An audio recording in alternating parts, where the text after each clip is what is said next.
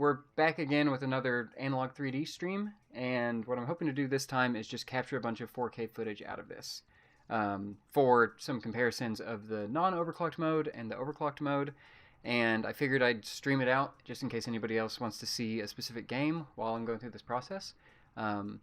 This will hopefully be a better quality stream than the last one. Last time I forgot to wire in Ethernet, I was going off Wi-Fi, and I didn't notice that the stream was dropping so many frames. That was all on the stream and, sadly, recording side of that. I didn't notice anything on the Analog 3D when that was happening. So if anybody's viewing, if anybody tunes in, this is just a comparison. If you are in the live chat or anything, please throw out suggestions for anything you'd like to see. And I'm just going to be testing out some more games here. I've got a big stack of them next to me and seeing how they compare. So yeah, that's it. And I think the audio levels are decent, so let me know if that needs to change for any reason on any of this. I'll try to keep some headphone in to make sure it's not too bad. And there we go. Okay.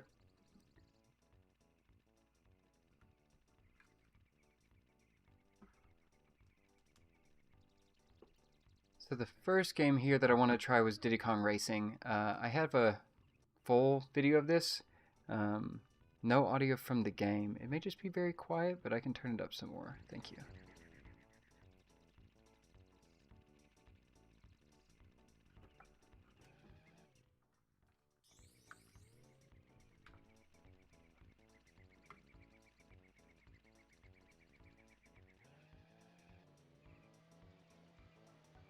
It is really quiet, and like I don't think there's a lot of backing track on this initial spot, so I'm hoping that's the case. We'll go do a, let's see, I've already done that one a bit ago. I guess we'll go do 5. Oh, no, sorry, I need 5 balloons, that's not the count.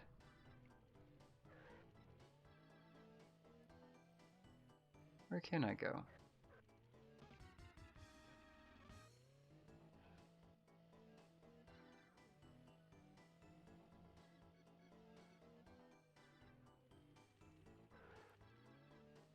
Surely I can't challenge the boss yet. I've forgotten all that happens in this game.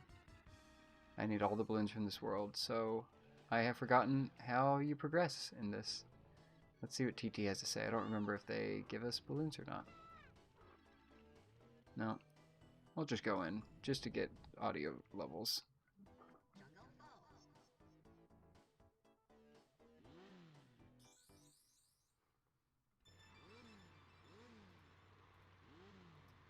And just to show, because I've done this in the wrong order, but if we go back to hardware, let's just reset the game now that we've got something and are actually streaming. So quitting the cartridge, I'm going to hit record on this and then just to show here. So configuring this, what I'd like to do is just show what original hardware looks like on this. So we'll force it on original. The modes on here are auto, which sadly doesn't tell you at any point as far as I can tell what mode it is in. And then there's enhanced, enhanced plus, and unleashed. And I don't have it in front of me, but some of the reviewers of videos that I watched out there before my personal unit that I paid for came in here, I am not a reviewer for this, came in, they were saying that there is some explanation for these, that one is like an improvement of RAM, one's an improvement on like GPU, and one's like GPU and RAM. There's some way it's broken down like that. Overclock Auto never tells you what's being applied or not, but it is apparently something that Analogue has put in per game. So we can show it here in a minute, but when I put in 007 Goldeneye, it had no options for overclock. It was just locked at auto, and I couldn't change anything on it as far as I could tell. We can check that in a second. So they seem to be setting it like per game, especially I guess if they know it has difficulties. But we can turn all this off and we'll just go for the basic Force Original hardware and do, look at what this looks like. Clean, integer scale, okay. I still am a little frustrated that you have to go change these per game. I think it's beneficial once you've set it.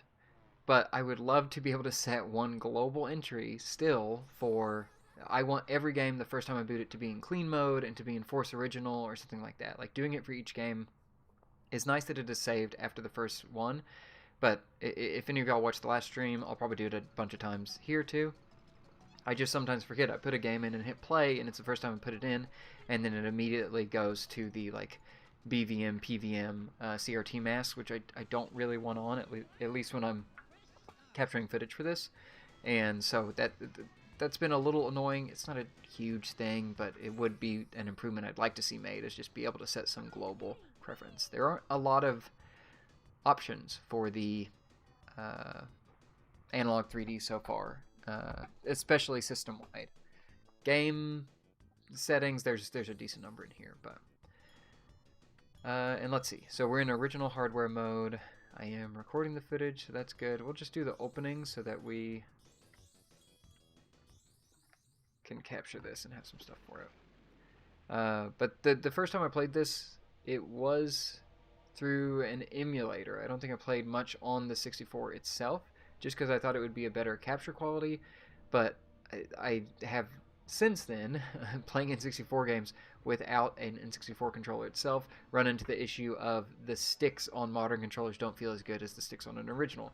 And I am playing with a N64 real controller today because I am worried about that happening again. So that was something I didn't encounter much on this game when I played with a modern controller when I first played through this. But several N64 games have had that issue, especially when we had this last stream. The first-person shooter games were pretty rough to play with even Analogue's official N64 controller. So I'm using the original one today just because I want to avoid that, and I want to at least try to play these as accurately as possible, or easily. I don't want to have control issues if I can avoid it.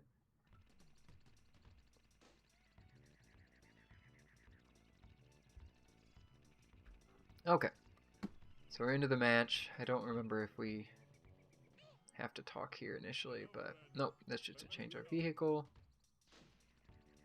There's a bunch of stuff that I have long since forgotten. I kind of remember that you had this spin and then, or drift and then like hard drift, but I thought there were, maybe it was just the boost, that there was some like hopping or tap the accelerator that was a bug, and there were some weird intricacies that I have forgotten with this game. But let's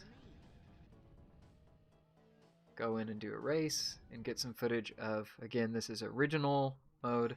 And you know what, I can go ahead and take my self off and we can just do full game footage so you can see what that looks like.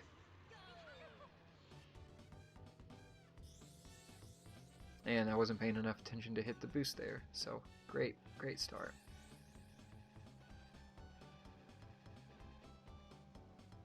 I can promise you this gameplay footage will not be very impressive. It's going to be mainly comparison and me just getting a feel for these games that either I've not put in a while or, in most cases, haven't completely played through.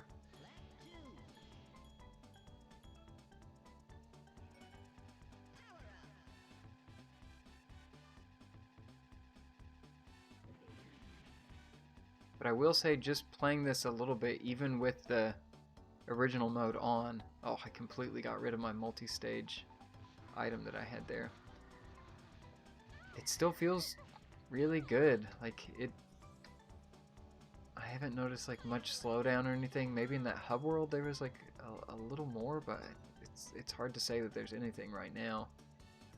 So this may not be much of a fun comparison because it isn't tanking, but it's still a little framing sometimes when the camera turns. But I'm not the expert on how many games were, had an unlocked frame rate and were able to get better results, but there we go. There's one race recorded in here.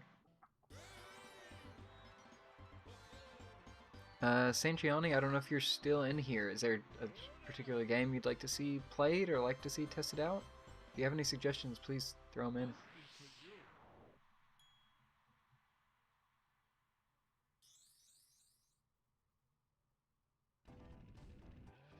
Okay, we've got that first one. It's pretty smooth in this area. I don't know if you could see a little... it seems like there's a little stutteriness and just turning around the room there. We'll go out in this big area and see if we notice anything. I can hop in the water to see if that changes anything. But this game seems to run pretty well, so I'm interested to see what, if anything, will change.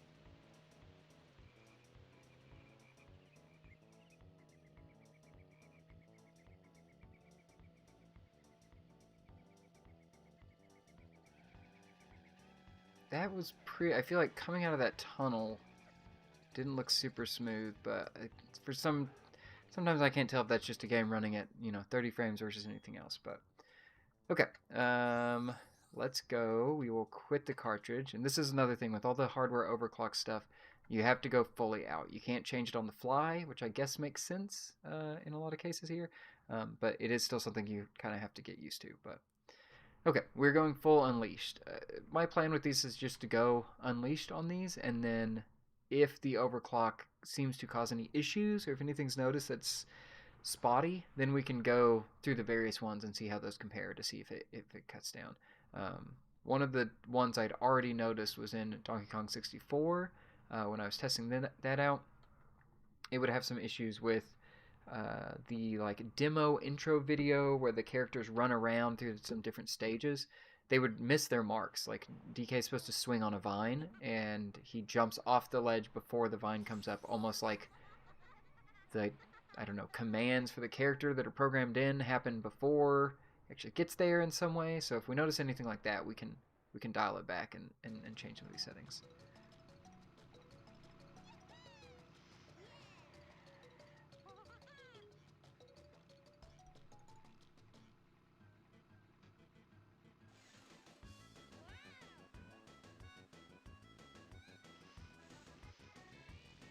And I don't think I was paying close enough attention in this intro to notice if anything on the non-overclocked version had any issues. The camera movement right now seems like extremely smooth, and that's the most I could see when I was turning, was it just seemed like it was updating slower. Okay, so let's go. Let's pick the same character again so we can get a good comparison. And then we'll see the intro cutscene again just to see if anything changes.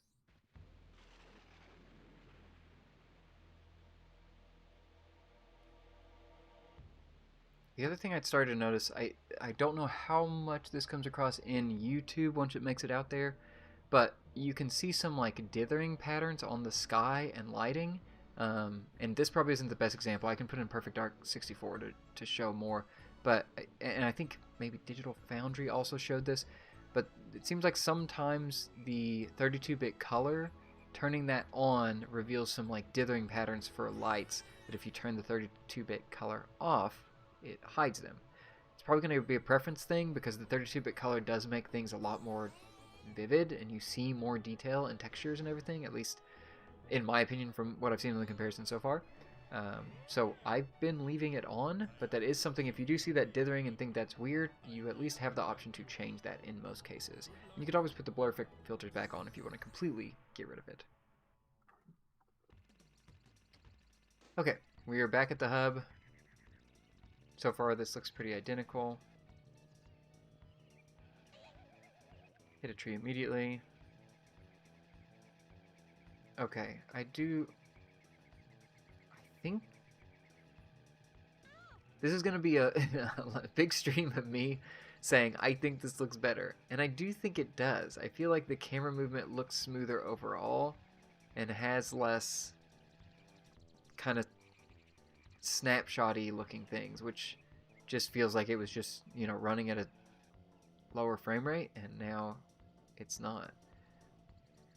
The movement, I think, the controls don't feel worlds better, other than my camera view seems like it's a little better. So coming out of here, we had some, what I thought was stutter. I didn't notice anything there. Let's go get our balloon and do that first race and see what that changes, if anything.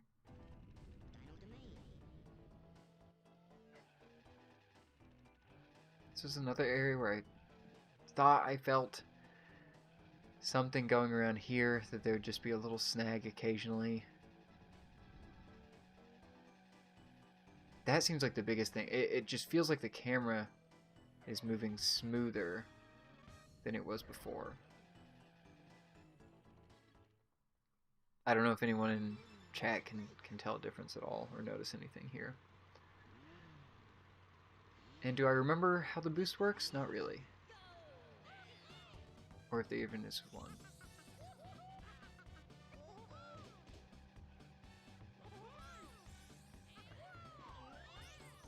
Good start. That explosion, I feel like in a lot of these I'm looking for if something explodes. If a bunch of textures show up and particle effects and things, that seems like where I most remember N64 games showing some like visible frame drops.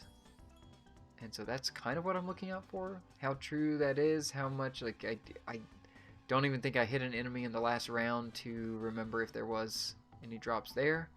So this testing is not ideal. I bet someone will be or is making a splitter where you control two N64s, a real one, and an analog with the same controller, and that would make this testing a lot more scientific. But it does, the camera movement feels better to me, but it still feels like it controls just as well as it did before. I'm not noticing a huge difference in like, oh, this was unplayable before, because it wasn't.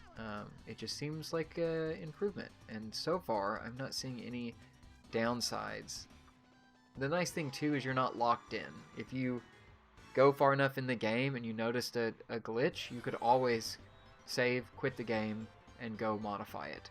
You wouldn't have the worry that I've always had trying to play N64 games off any emulator pretty much ever, is that there's going to be some huge glitch later or some big incompatibility that's going to make the game unplayable, and then you're kind of stuck with it. You have to figure out a way to transfer your save over to a real piece of hardware. So it's nice to know that at least with this you could just dial it back and say, nope, use original, we'll be fine.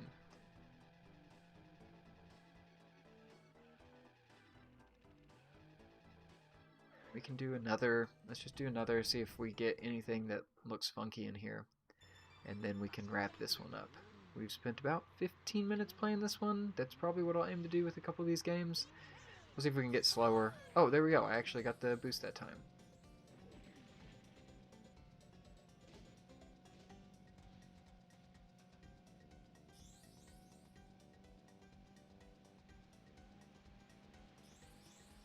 And since the last stream, I have actually looked up and remember how to do most of the hotkeys with a real N64 controller, which is very nice to see. I was really worried initially. That felt a little frame droppy when I came out of that cave. I was worried initially that the real N64 controllers wouldn't be super supported for this stuff, that you'd have to plug in an analog 3D controller or have a modern one to be able to do like the hotkeys of opening up that menu or changing the CRT stuff.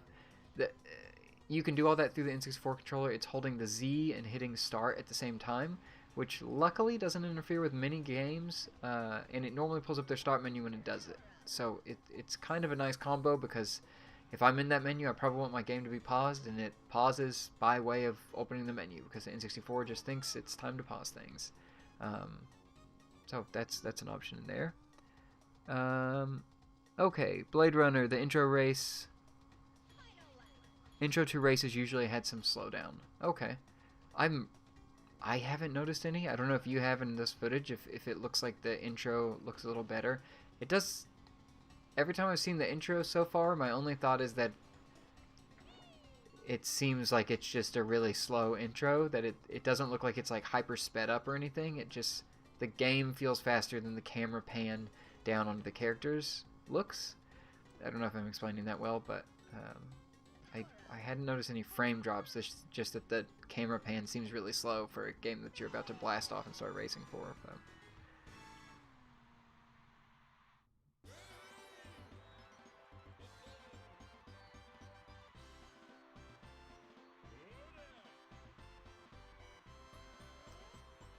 okay, Blade Runner didn't see any at the beginning of the race.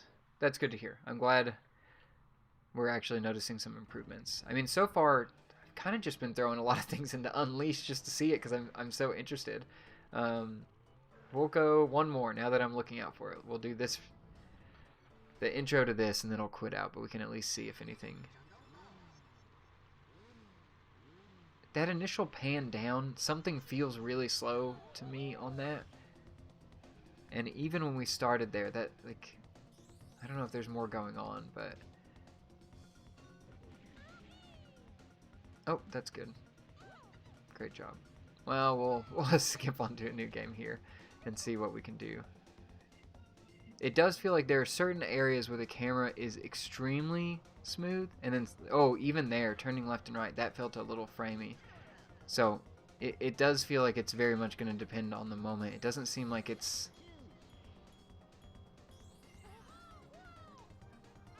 all the time. It seems like you're giving a boost so that if it runs into some of those things, it might get past them, but if there's too much slowdown, it might not manage it.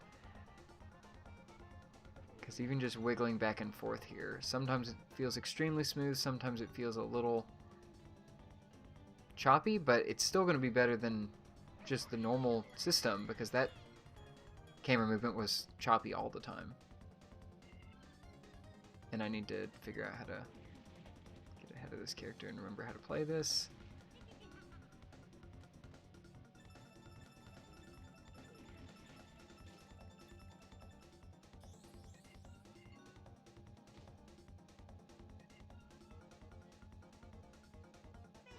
Okay.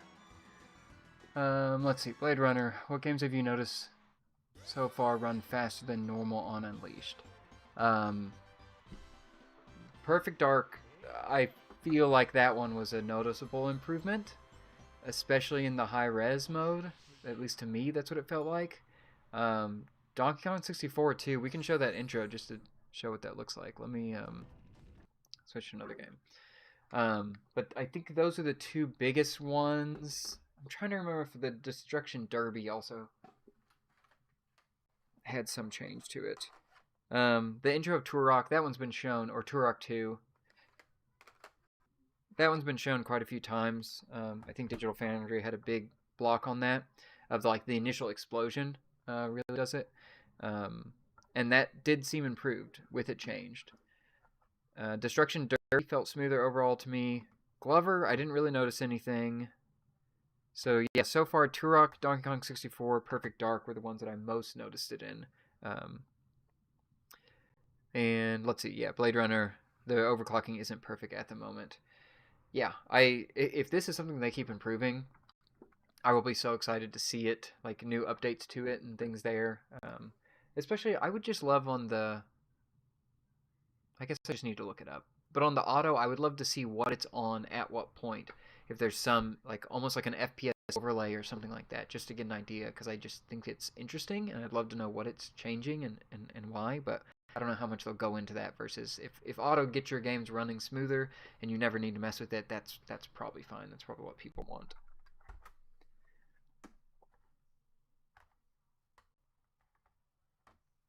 I'll show just to demonstrate it, the Donkey Kong intro here.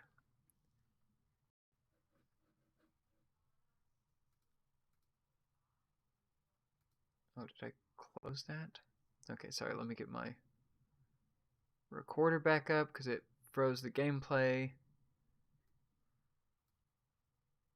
I was not paying attention to see if that crashed or what. Okay, so Donkey Kong 64 was seen as an unknown cartridge, which means I've got to reinsert it again. And there we go. It's showing up. So if I go onto hardware and force original, we'll just show this intro again. I did record a bit of this yesterday. I wasn't streaming for it, but just to show what it looks like. So this is original hardware.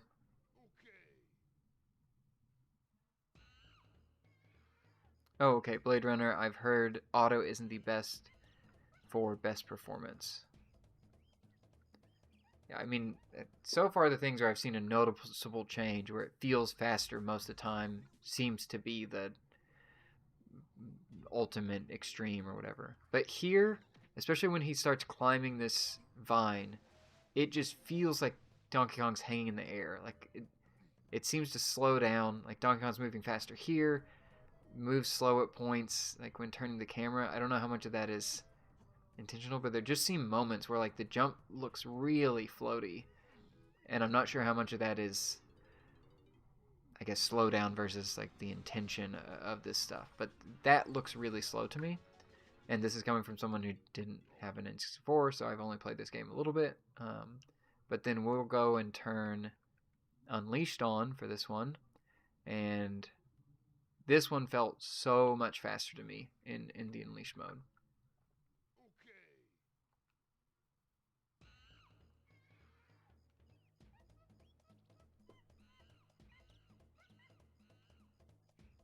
You'll also see on this the breakup of like interlaced. I'm noticing that on several of these, and I really hope that they do an update on that. At least on that Rare logo, I feel like I noticed it there. So this, that looks so much faster to me. Even getting on the vine. And then you'll see here, he'll immediately jump off to the right and miss all those swinging vines. Because it seems like something is running faster in a way that doesn't expect, so he just hangs out in the water instead of going on the jump there. And then I didn't notice it much in these. Like, there's no mistimed jump when they're avoiding the Kremling's attacks or anything, but DK just leaps off that stage before anything else. Oh, interesting. Okay, Blade Runner says the characters are programmed to move faster to compensate for slowdown. That would make sense. But this looks so improved. I'm so interested, again, to see if this causes any issues, or does this, like, break the game in a weird way? If there's a challenge you're not supposed to be able to beat until you have, like, a power later, can you beat it because the character speed is faster and there's no slowdown? And then that causes issues with later things? I don't know. My only thing I'm at least kind of hoping for is the fact that you could turn it off. I could quit the cartridge and go back and change the mode and be fine there. But that intro is where I'd noticed it a lot, and we'll go in and do the Turok 2 when that big explosion happens.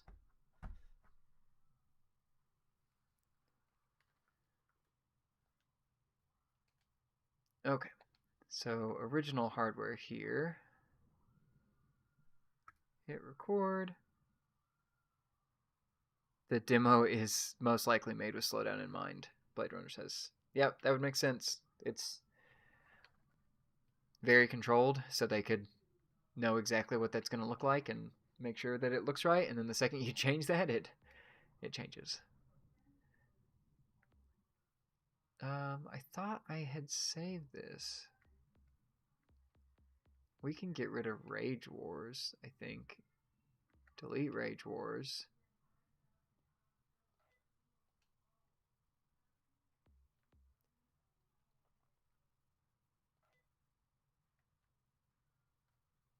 Okay, hopefully this is saving too. So this is one other thing that I don't think I'd really talked about because I didn't understand it when free pages 58 needed 90. Oh, okay, I'm messed up here. I do not need Destruction Derby saves. Let's delete that.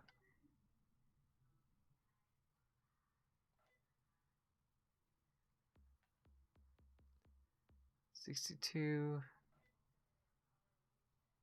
I don't even remember what THB is.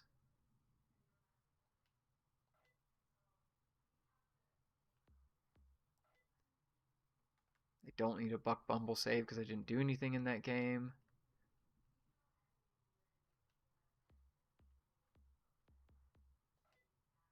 I'm still not gonna. Well, no, I need to.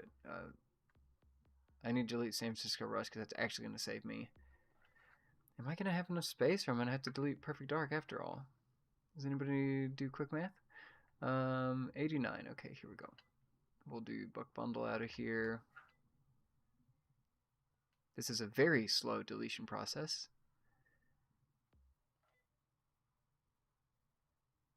And did I even save?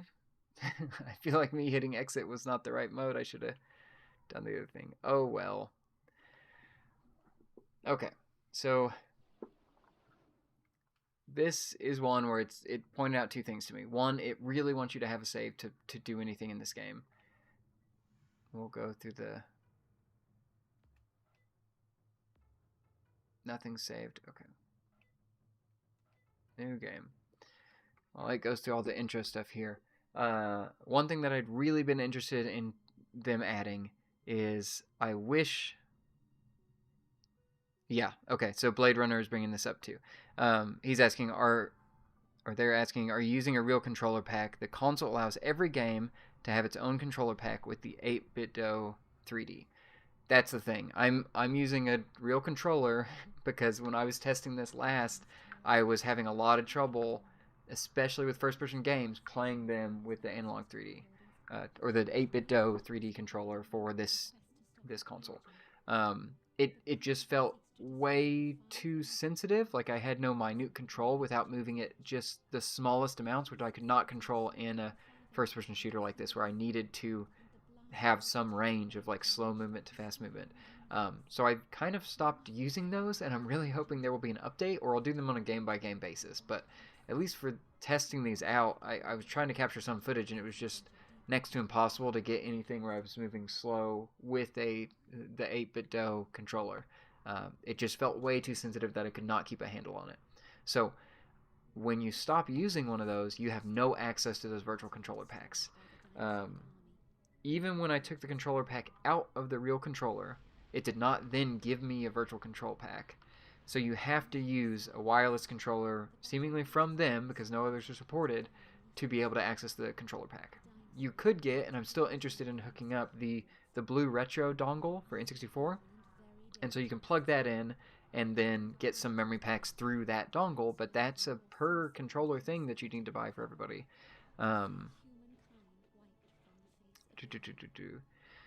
So that's one weird thing, is that I've ordered a bunch more of these memory packs for real controllers so that I can actually save these games, and I wish there was a way to transfer them, like either force a virtual control pack on a real controller when there's no control pack present on here, or like even just manage it. Could I transfer from the system memory those virtual control packs to a real control pack so I could export it to my PC or something like that? Because the one benefit of these, there was our slowdown, is that you can... Yeah, this is so slow. I can plug this into my thing that backs up N64 games. There was more slowdown there. Let's walk towards this explosion. A lot of slowdown. When I have a real controller hooked up to this, I can use it in my cart backup piece of hardware I have, and then I can immediately go in and back up these memories. On the Analog 3D, I have no way to pull those out. If I wanted to play further in Turok 2 and then compare this with the real console, I would have to do it on a real memory pack and then to transfer it between consoles. So that's a small thing, but like maybe no one has that issue except for me, but I still like that option, and I kind of hate that they're trapped on here. And also managing the memory packs, I feel like Analog could add some functionality, like in my mind, of being able to manage these easier and have some type of memory management. So we'll see. Like I would love to see that. Again, that may just be a problem that nobody else has. But yeah, those explosions are the most slowdown I noticed that was like really replicable here. We can go in here and see if like we slow down when these dinosaurs attack. But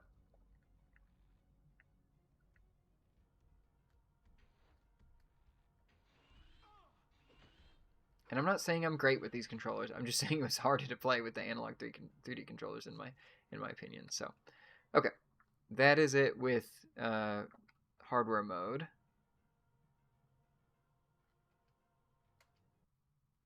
And then we'll configure to force original hardware unleashed. Or sorry, force original hardware is off. We're on unleashed mode. We'll go back. Start this one up. Okay, sorry, I missed some of your messages. Blade Runner saying, I know they've tweaked the analog stick with firmware updates, but I don't have my Analog 3D to test. Unless they, let me check on their website, but there's a required firmware to get these controllers to work with the Analog 3D, and they're all updated with that. If they've released an update since then, I do not have that. Since, what, this came in Thursday? Since Thursday, that's when I had updated the firmware on all these. So if they have a new one, I can check. I can update one of these right now and go see if that improves. And then, let's see. You also said, do the virtual controller pack saves not save to the SD card? Oh, I don't know. I did not know that was something they might be doing. If that's something they are doing, that would be incredible. I'll check that probably off stream, because I don't I guess I could turn this off and turn it back on, and we could wait a second for me to put it in, but that may not be exciting to see. Let's see. Wait, no, I have the firmware update utility. So let me go set that up while this is playing more Turok. Okay, we made it to here. We are on the unlocked mode. Single player. Did that save? Nope, I missed it last time. I didn't hit the... It didn't even ask me this time, or I pressed through it. Okay. Back on this, we're on Unleashed mode.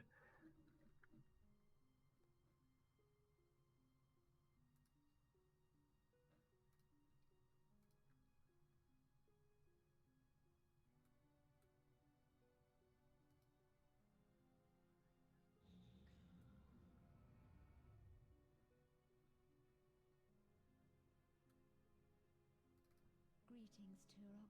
I am Adon.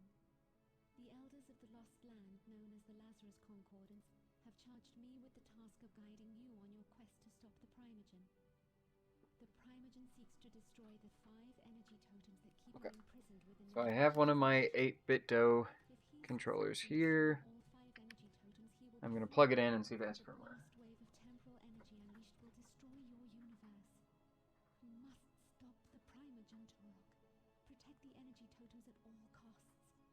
You will also be given additional mission objectives as you venture deeper into each of the worlds that you must explore. The Port of Ardia. This once peaceful coastal village has been utterly destroyed by the dinosaur. Okay, so plugging this into the 8-bit DOE utility after I did the update on Thursday, which was a couple days after the release. It released on the 18th. I got mine on the 20th, and I believe streamed that night, and then I'm streaming it now. Yeah, the last firmware they have was on 11.17, and the controller is on that version. There is no newer version than what I had and what I was required to install to play on the Analogue 3D. So they have not tuned anything with the sticks, and the only thing you can do is you can calibrate the sticks, which just has you rotated in a circle a couple times to make sure that there's no issues with that. But there's no way to dial in any different sensitivity, change the curve, or do anything there, which is kind of disappointing because normally if you plug in one of their 8-bit DOE Ultimate controllers, you have so many options for how you want those like sticks to feel and everything. But there was our explosion there, which again looks a lot smoother to me.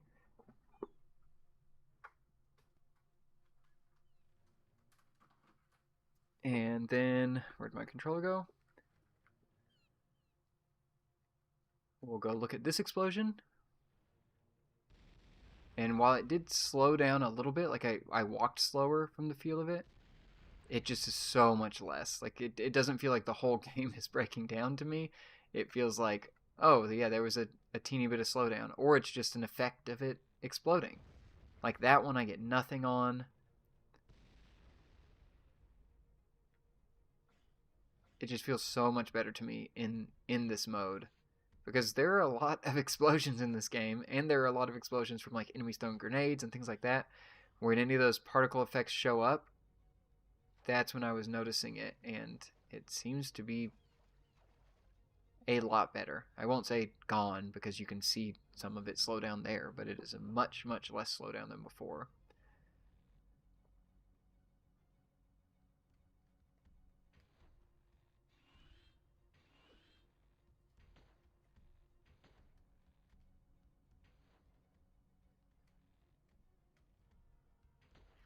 And it also had like I play better with a couple extra frames or a little more consistent frames. It feels so much better to me. I'm not playing well, but I'm playing better. I feel like it is less, the lack of choppiness helps me a lot in these.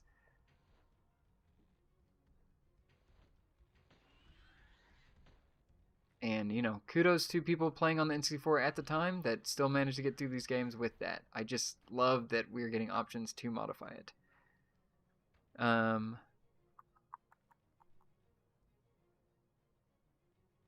Okay. Oh, here's another explosion. So let's get right up to this and see if we can get anything to happen. Again, most of it to me looks like it's impact, but there may still be a little little stutter there. It's still way better than what it is out of the box.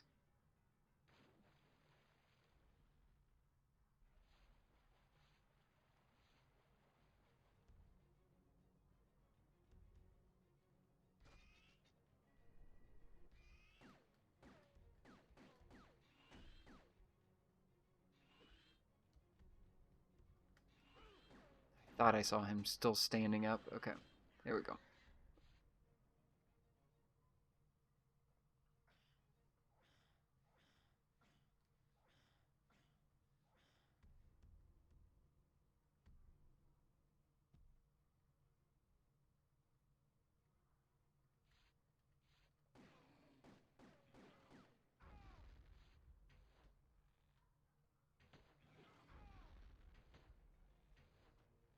I just keep forgetting that I have to hold down the arrow here.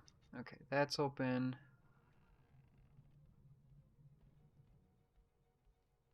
Oh, missed that.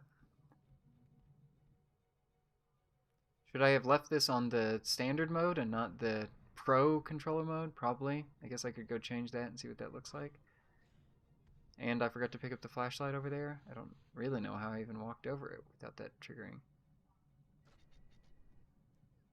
And don't you come out here? No, they're around the corner.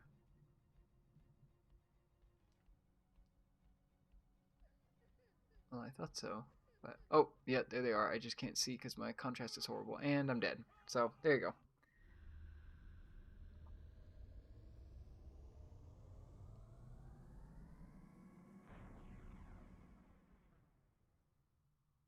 There's our reanimation sequence. Okay, let's try something else. I'll stop recording this one.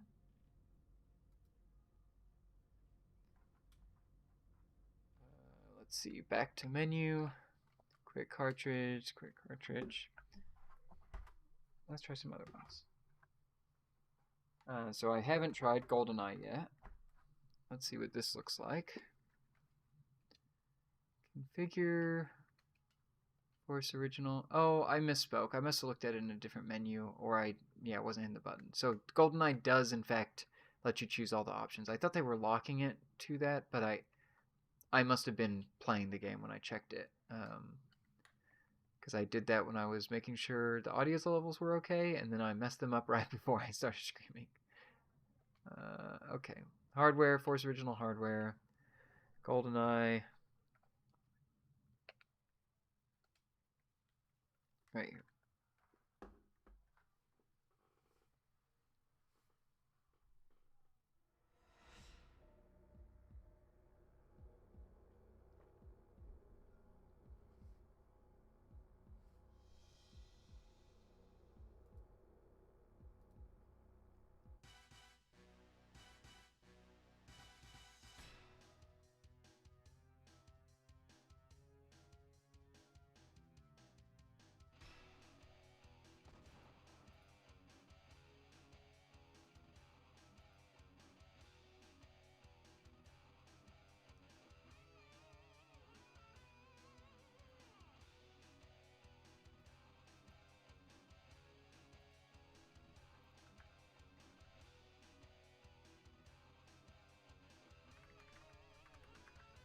Sorry, I'm trying to write some of this out, so this might be helpful for people.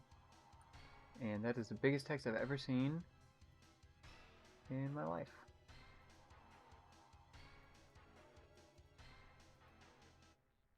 And that's too small.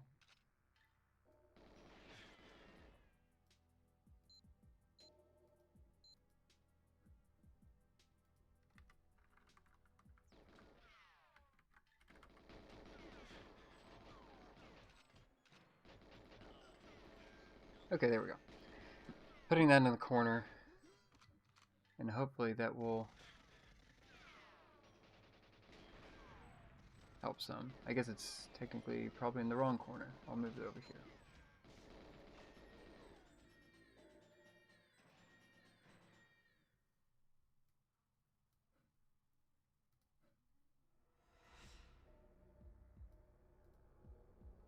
Okay. So there we'll actually have something in the corner telling us what we're on. Okay, so this is Overclock None, original hardware. Let's go to the menu.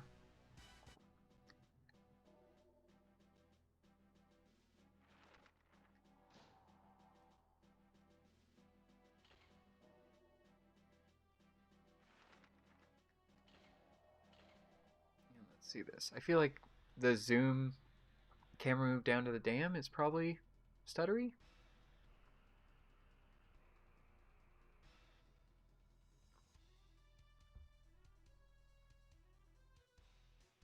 Okay, really paying attention to this and how smooth and or not smooth this is. Still feels pretty smooth.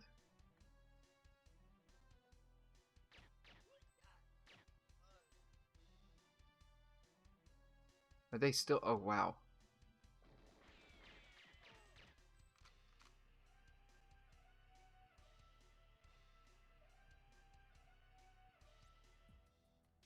Okay, even that animation feels kind of slow. No in-game sound. Did I turn it down again? This game may just be quiet. I'll do up to 35 and see if that helps. Let me put a headphone back in my ear to know if I can hear it. Ow.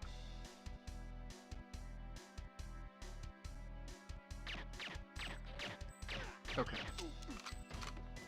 Their sound is just very quiet. Okay, sorry about that. I should have turned it higher up later. Or earlier when it was also brought up. Okay.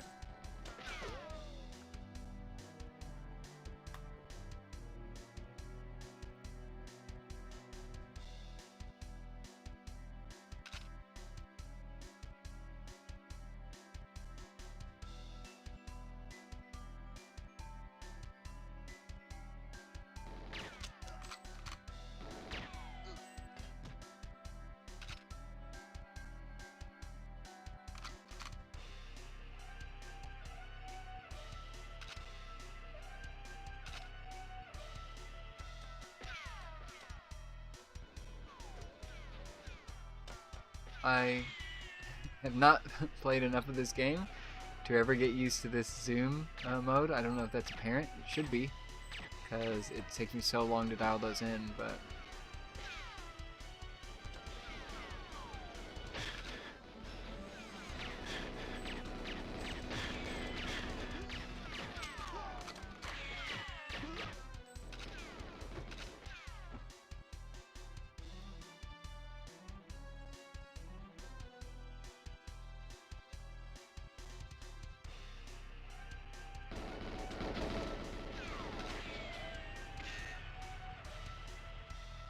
Okay, I feel like we're seeing plenty of slowdown that we can hopefully eliminate with the overclock mode.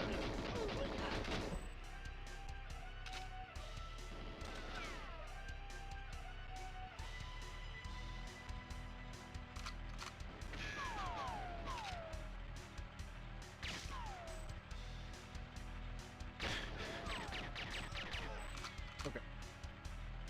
I feel like that's probably enough of that. We'll go quit cartridge. We'll go in here to the hardware overclock, and we'll turn it to unleashed, and then I will update the text.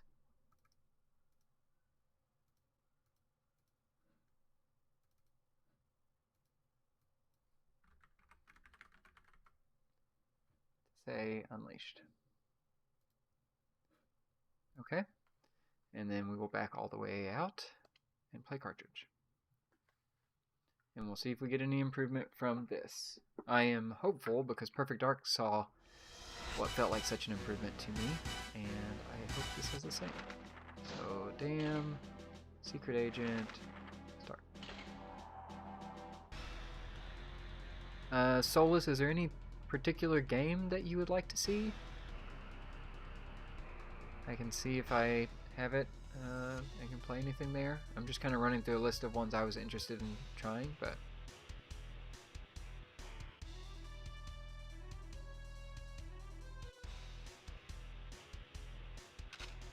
Okay, let's see. Going in and out of the watch felt really slow before. It maybe feels faster now, but it doesn't feel...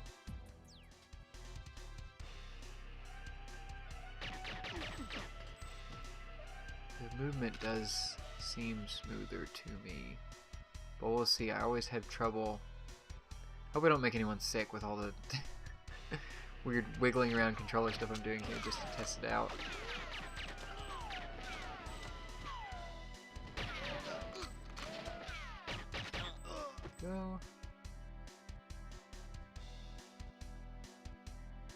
I guess the one thing to keep in mind is it doesn't magically make a game like 60. It seems like it, you know, it's probably gonna keep the slowdown away and keep it to what it was meant to be. But anyone coming in expecting, you know, those 4K polygons to be sharp like an emulator, and expect this to run at a like way different frame rate, it's not really happening. But everything I've played on it so far has both looked better and run better than on a real N64, while still keeping the look and the, you know, CRT options and stuff like that. Let's see, Blade Runner, the pan around into Bond's head was definitely faster. I guess I'm wondering, does that feel smoother to you, Blade Runner and Solus? Like, in some places it definitely feels faster, but does that feel like a, oh, this is better, or just speedier? I don't know if that makes a difference, if there's any real change to that.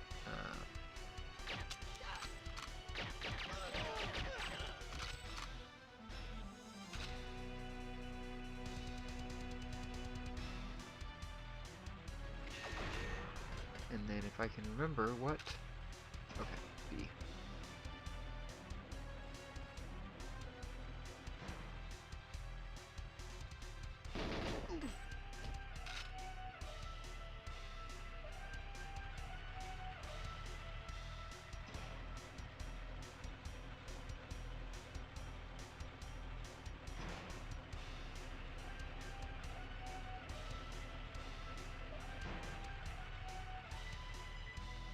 Let's see. Yep, exactly as Blade Runner said. This is hardware emulation, not software emulations, and most games don't run at 60 FPS. Some Zelda games don't even run at 30. And yes, the pan around felt smoother. Okay, that's good. I keep describing these things as like, oh, it's a smoother movement. I'm not feeling like the choppiness, but I guess the speed, like DK, I described that one as speed because that one, it just looks like the character moves way faster in it. But I feel like they all probably equate to the same things. The game is not slowing down, so it is running faster, which lets it run smoother. But yeah, I have been so happy with this thing so far. I've really enjoyed it. I would really like to play some 4-player games on it to see how that improves it, because I remember Goldeneye and Perfect Dark being a slideshow going back to them in comparison to my memories. And I'd love to see what the overclocks can do for that multiplayer, because having that just be even just a bit smoother with all those players seems great. Is it the alarm? Did I just trigger that alarm on myself?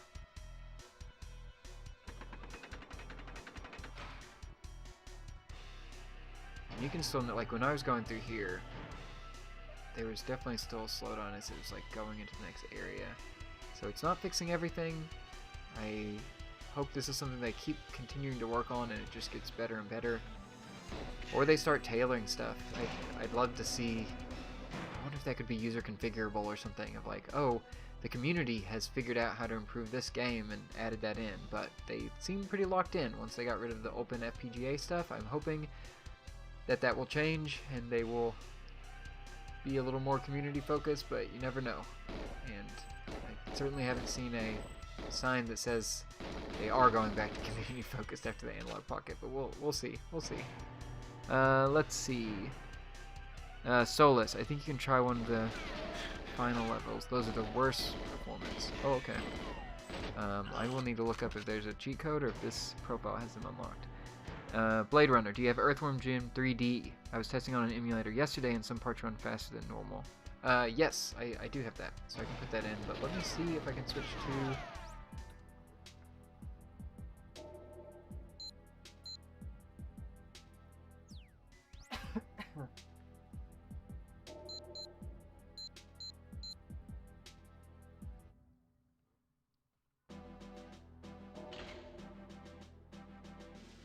Oh, okay, yeah, whoever owned this game before me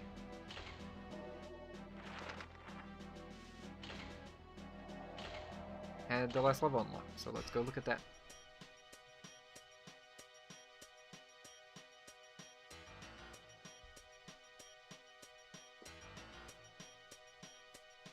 That seemed like a really smooth camera move.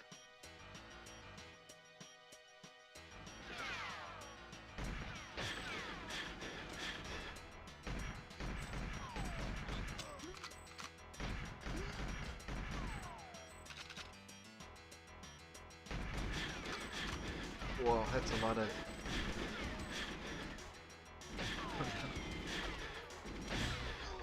Huh. What a... Maybe I have more of an arsenal than I'm not looking at.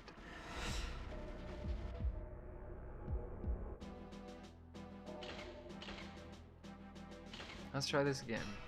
Do I have more?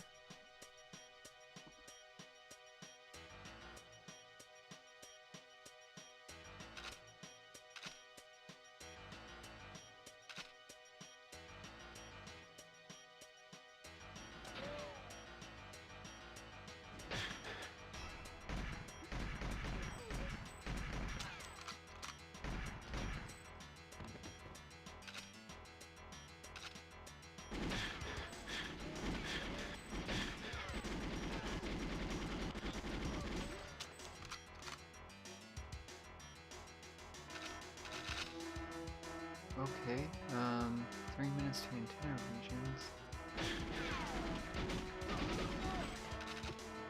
Yeah, I don't know how y'all are noticing stuff right now. I definitely see moments where it feels like the smoothest is coming in, and then moments where it is not. And I don't think I'll last as long on this level because I'm so bad at this game. This is one I need to play through at some point. Yep, there we go. I'm dead.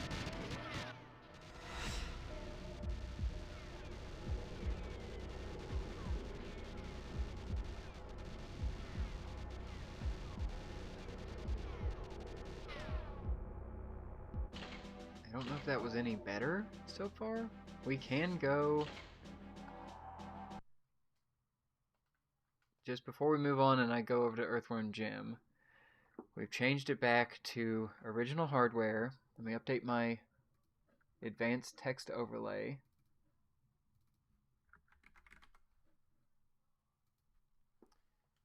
Let's boot this back up. Let's go do Cradle again to see if there is a immediately visible difference in how that looks.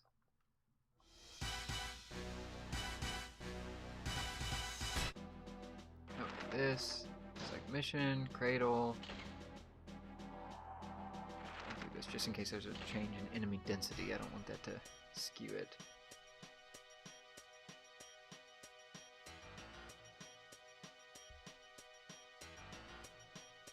That was a pretty smooth camera move even on the N64 playing, so yeah, maybe that didn't make as big of a difference as I was wondering.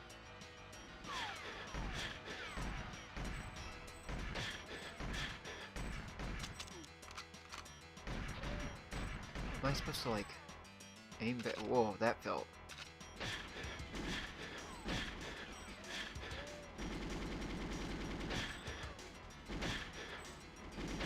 Oh my gosh, okay. It feels like I can't even shoot because I'm getting slowed down there, but... Let's try that again.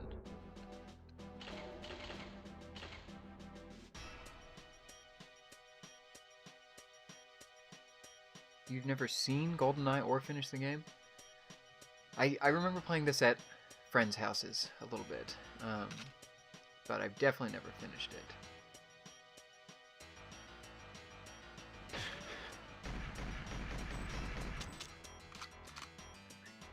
Like, is the goal to kind of, like, do I need to move my aim up near them and then I do the generous auto fire it has?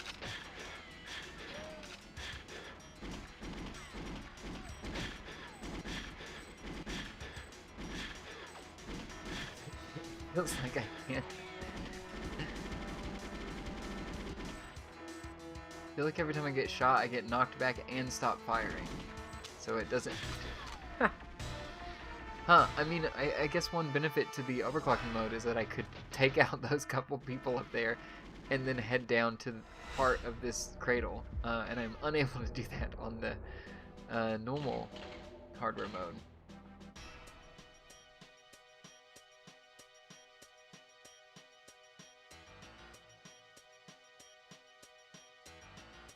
Oh, and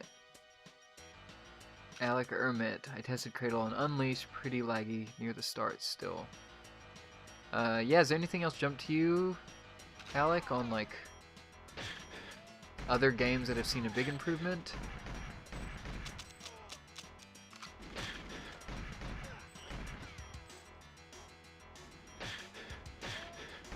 I don't even know how to attempt to take these people out.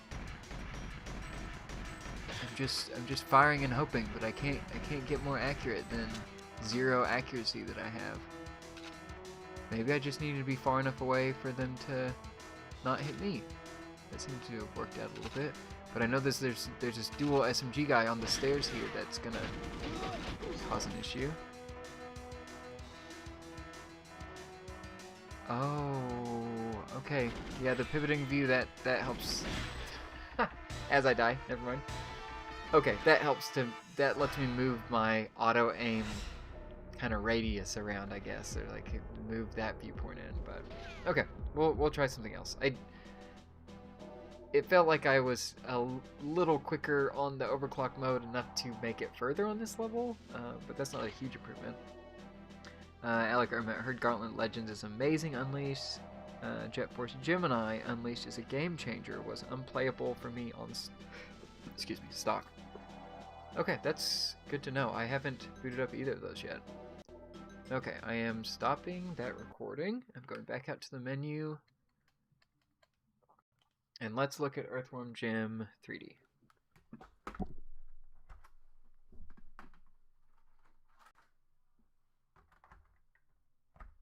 I did not know this game was published by Rockstar. Whoa, weird. Yeah, I had no idea that was the case. Okay. And my feed has frozen again because I seem to have either my record software is shutting down or I keep hitting X after I do it. But give it a second to boot back up here and then we'll get back to it. Am I just hitting the X each time and I'm just absent-mindedly closing this? That's very possible. But I think I just keep hitting stop record because I keep narrating it to myself. Okay, Earthworm Jim, force original hardware, and then change this to clean, to integer, and play cartridge. Oh, that text is fun.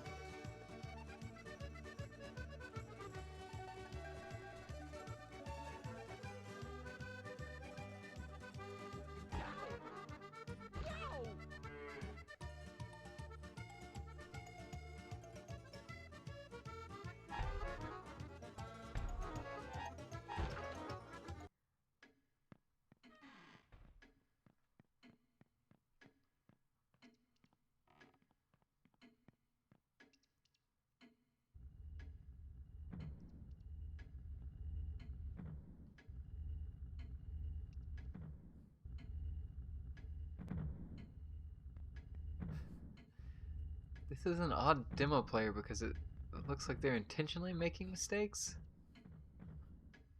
Huh.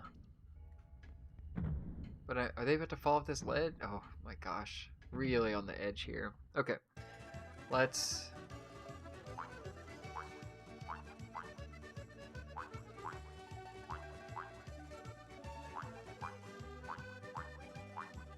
$118, $197, $132? I have no idea what these icons mean. I don't know who is further in the game. So we'll just play on 3 here.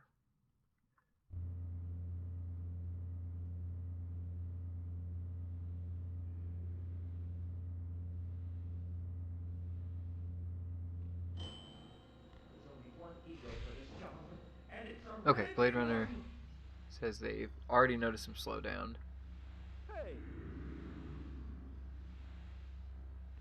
Oh, whoa, even moving away from that felt like that animation took forever, and then it speeds up a little bit in certain areas here. Memory.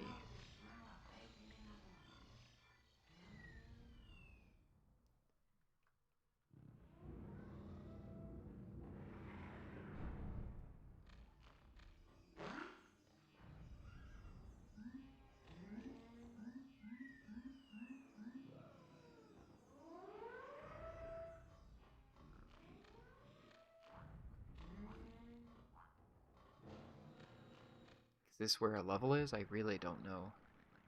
Port boarding! I love the smell of bacon in the morning.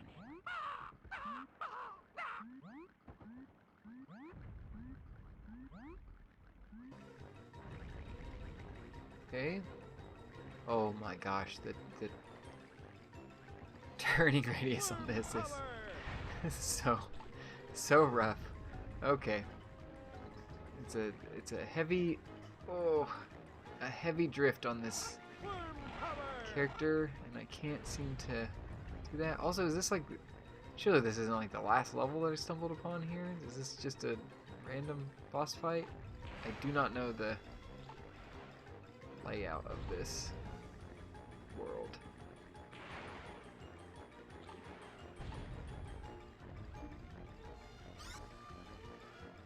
Okay, can I? If I can, oh my gosh, if I can get the enemy in view, do I have a way to speed up? Hey, there's an explosion. I didn't notice. Slow down. Oh my gosh. This is the most unhelpful camera. And they just taught me how to move the camera with the C-stick, but it doesn't work on the pig mode. Oh, I can zoom it out. Okay, okay. That is helpful. I was too zoomed in, but I can't turn the camera left and right, which is that would be helpful as well. Where is the crow?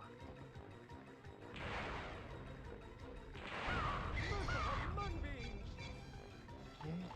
Are we fighting for how many of these we can pick up at the same time?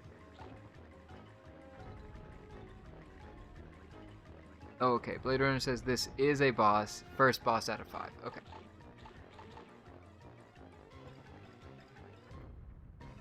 Being able to do those tiny little turns is so like pull back and do that, but also sometimes the camera doesn't catch up, so then Earthworm Jim does a speed up just because.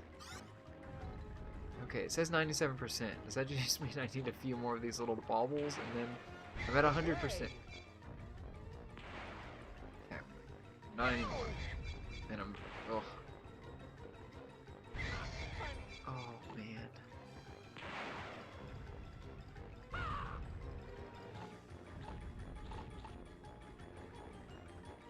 Are these my health? Are we playing Sonic rules here?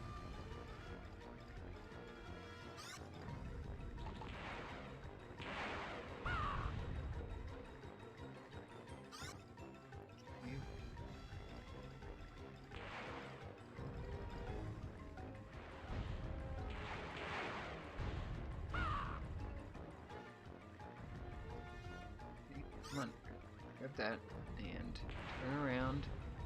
Please.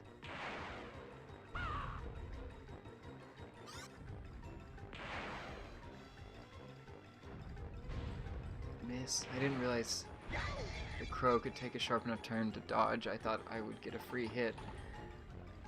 Wow, this feels like a multiplayer game that I'm playing against the boss. Like it's very clear rules on like, oh, if they grab the missile, then it goes away for you, and so you're racing to get the missile, and you're racing to collect these things.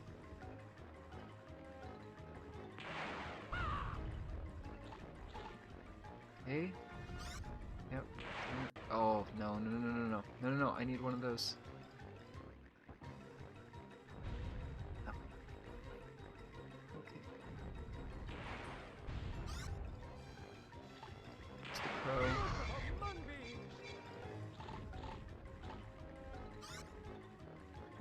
Maybe this will be enough to...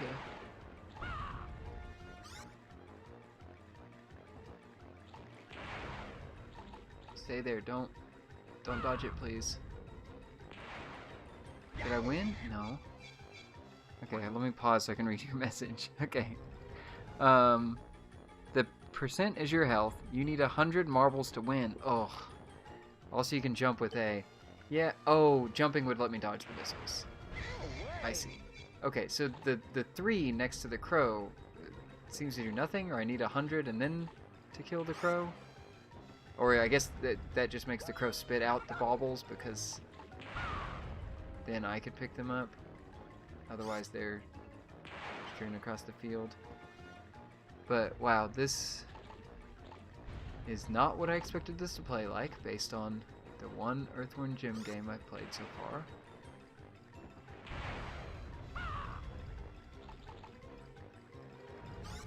Really want to go. I wish I hadn't have accidentally ended up in a boss stage and just played a normal one where I would jump around and shoot stuff.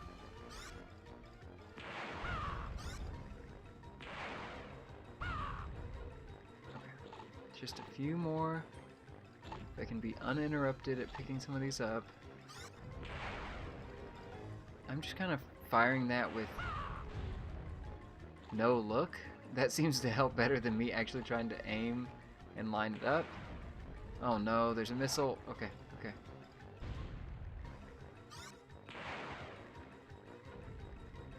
I need a few more. Please. Oh no, am I gonna have to... I chose this level to play in the plain hardware mode, so I might have to play some of this to do a direct comparison. And I don't really want to play this level again. Oh no. Wow, this is not the most enjoyable. Oh, and I didn't see that missile.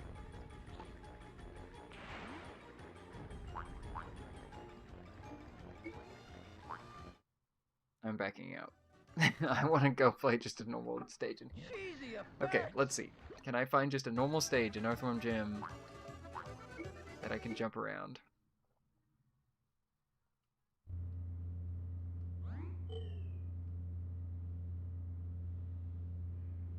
Wow, I spent 10 minutes on that boss.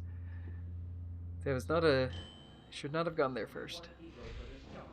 And it's a really big one. Hey.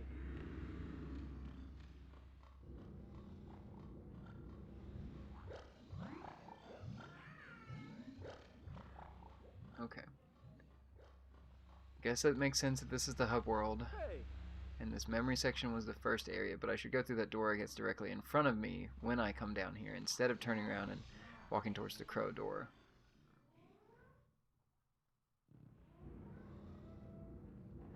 Well, this was a cow, not a crow. Hey.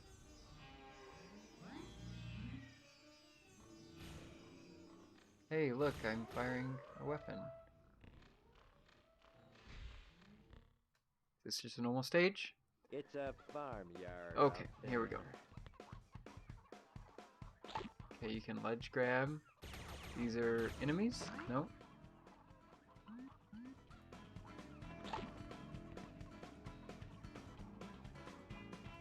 A little roll.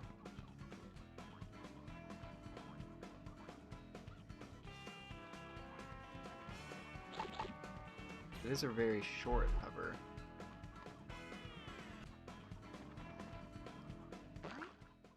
The longer you hold down the A button, the higher you'll jump. Okay, so that will supposedly jump me further. And then I could do a hover afterwards. Nope. Oh, sorry, it's just the squat that jumps me higher. Not the roll.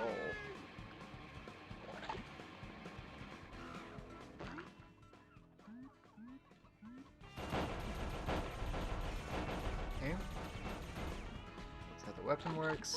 This is good. I went to the tutorial area. This is much more my speed because I did not understand how to play. Whip. Oh, right. You could whip and you could do grapples before, so I wonder if we have a grappling hook in 3D. Why did Rockstar publish this? I'm so interested in that. Okay, so this is being treated as my dodge.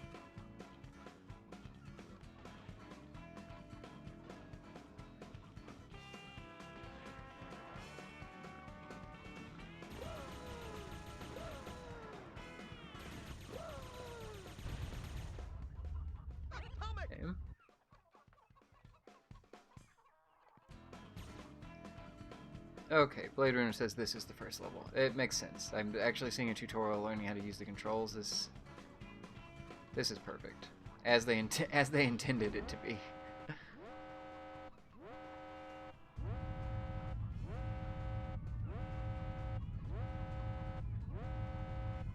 Okay. Houston, we have the dog.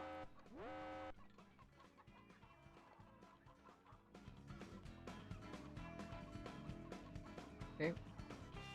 That's one that's already been collected.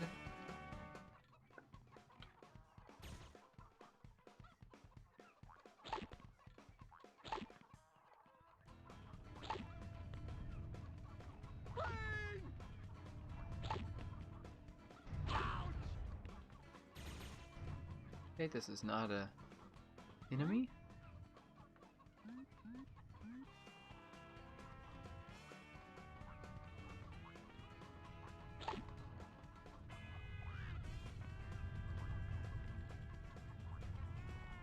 There's definitely a lot of slowdown. I don't know how much longer we need to play of this to know that there's a lot of slowdown and then go over to the Unleashed mode, but I just wanted to do some due diligence here.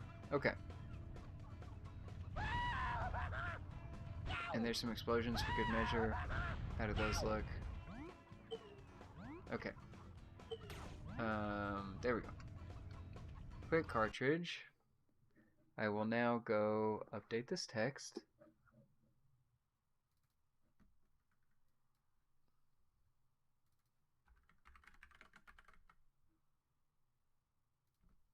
Okay. Configure hardware. Unleashed.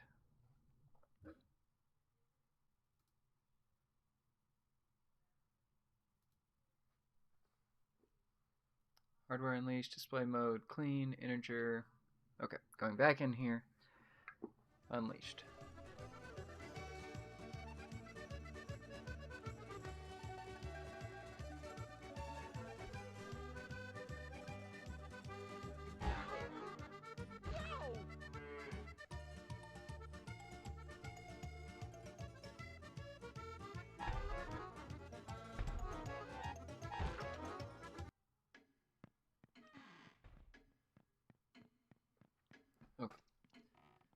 I remember it getting slow when Jim went up those stairs initially, so that already seems like an improvement.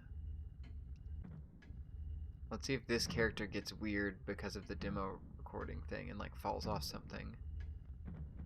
So far it seems pretty identical. I believe he does actually fall off somewhere up here in the original hardware. Yep, and that's where we cut it off last time.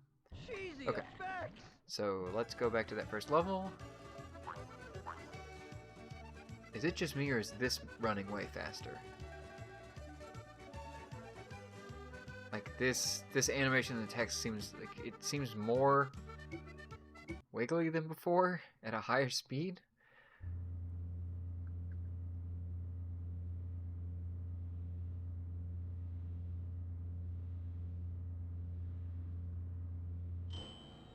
There's only one ego for this job, and it's a really big one! Hey! Okay.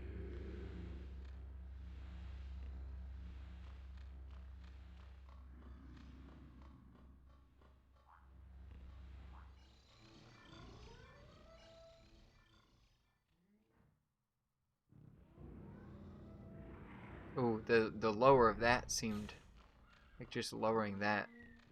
Like there are portions here where it feels super smooth, and then there was like a little slowdown there.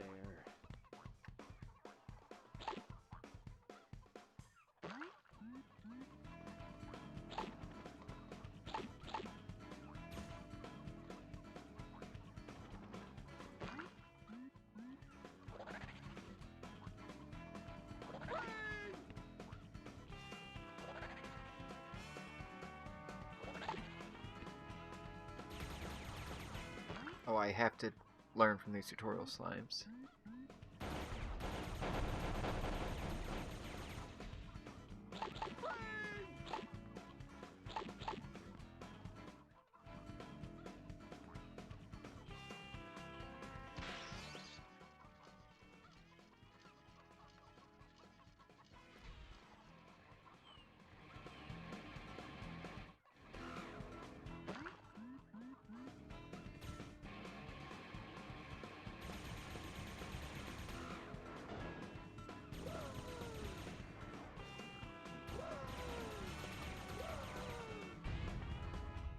Okay. Whoa, that camera transition to flip over and look at that seemed really fast. And let's see, it felt like a lot of slowdown when these fridge launched too.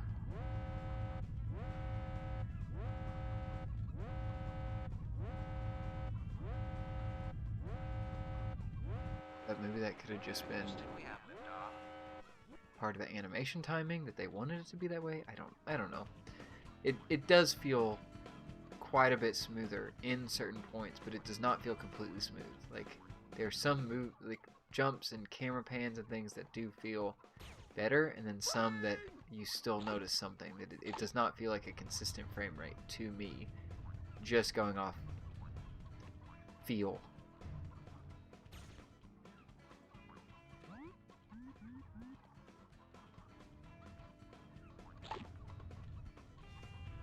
Let's see if we hit one of these. That, I didn't notice any slowdown there. That seemed pretty quick. Pretty smooth.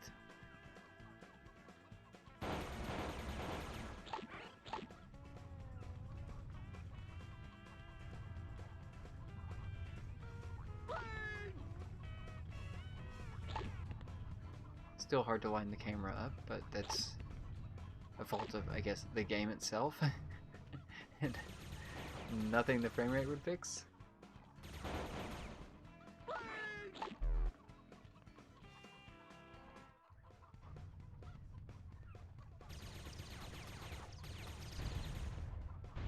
Oh, and you still do have limited ammo. Or I guess it's the recharging ammo. Something? I guess that's just scenery, scene dressing.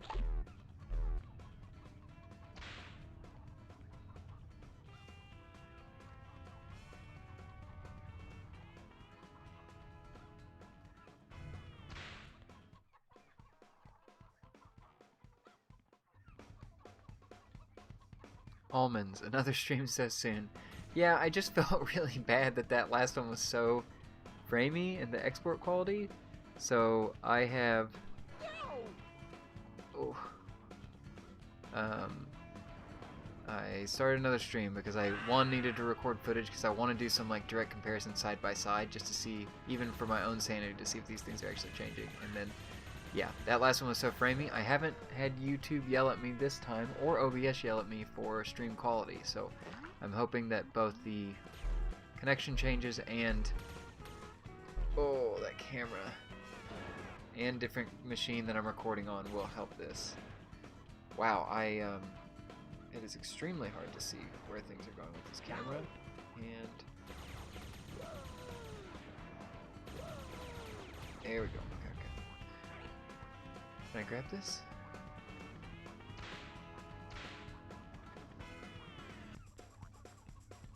Maybe I need a tutorial to do that. Let's see. Hey, Jared.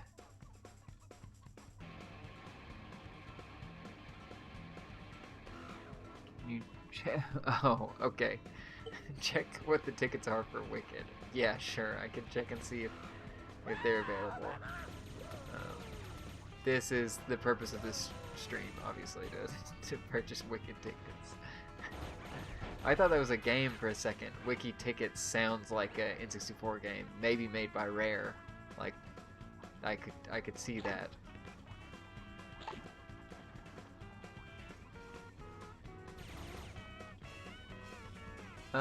Let's see.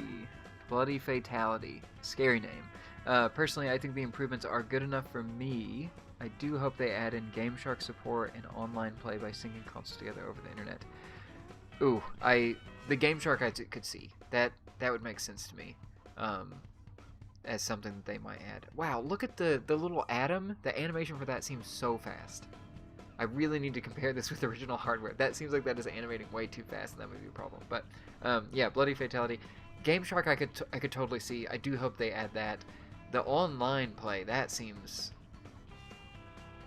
like a whole nother level, that if they were doing that, they would have advertised it at the beginning, but that would be an amazing update for them to add. That just, that seems like you had to have a lot of hope in them that would be a huge update, but that would be super cool.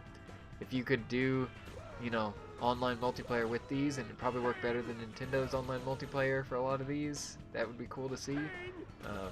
But yeah, I don't know if that'll be in the realm of only emulators or something. Let's see. Oh, Blade Runner, you cannot grab that cable. Okay, it looks like that should be something I'm like hanging over, and I remember a lot of places in Earthworm Jim that you would hang over that stuff, so I thought, but thank you for clarifying, because I probably would have spent a little more time going back to it and checking it out.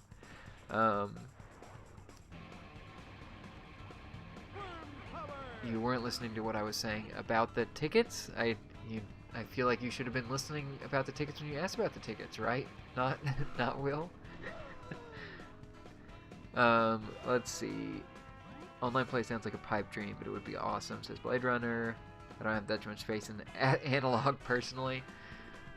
Yeah, I mean, this console's really cool. I am really impressed with it, but their firmware updates are so few and far between, and they aren't very clear about like what they're gonna add. It's just like a nice surprise when they do add something. So what is it the tech YouTubers always say? Like, don't buy something based on what they might add in updates. Just buy it based on what it is today. And I feel like that is always the case with Analogue. Like the hope I have that they bring open FPGA to this and let you reprogram it and do some stuff. I feel like that's a huge pipe dream, and they will not do that, but I would love to see it, because this is a more powerful FPGA than been easily available to consumers as far as I know, and it would be cool to see that as an option for more people to mess with. This camera this camera is like a great example of the cameras of this time. This is a shining example of the issues people had with cameras.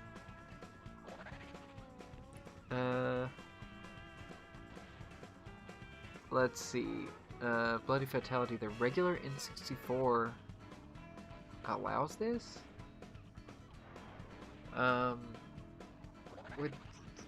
Would that have been like with a Japan only accessory? Did they really have that?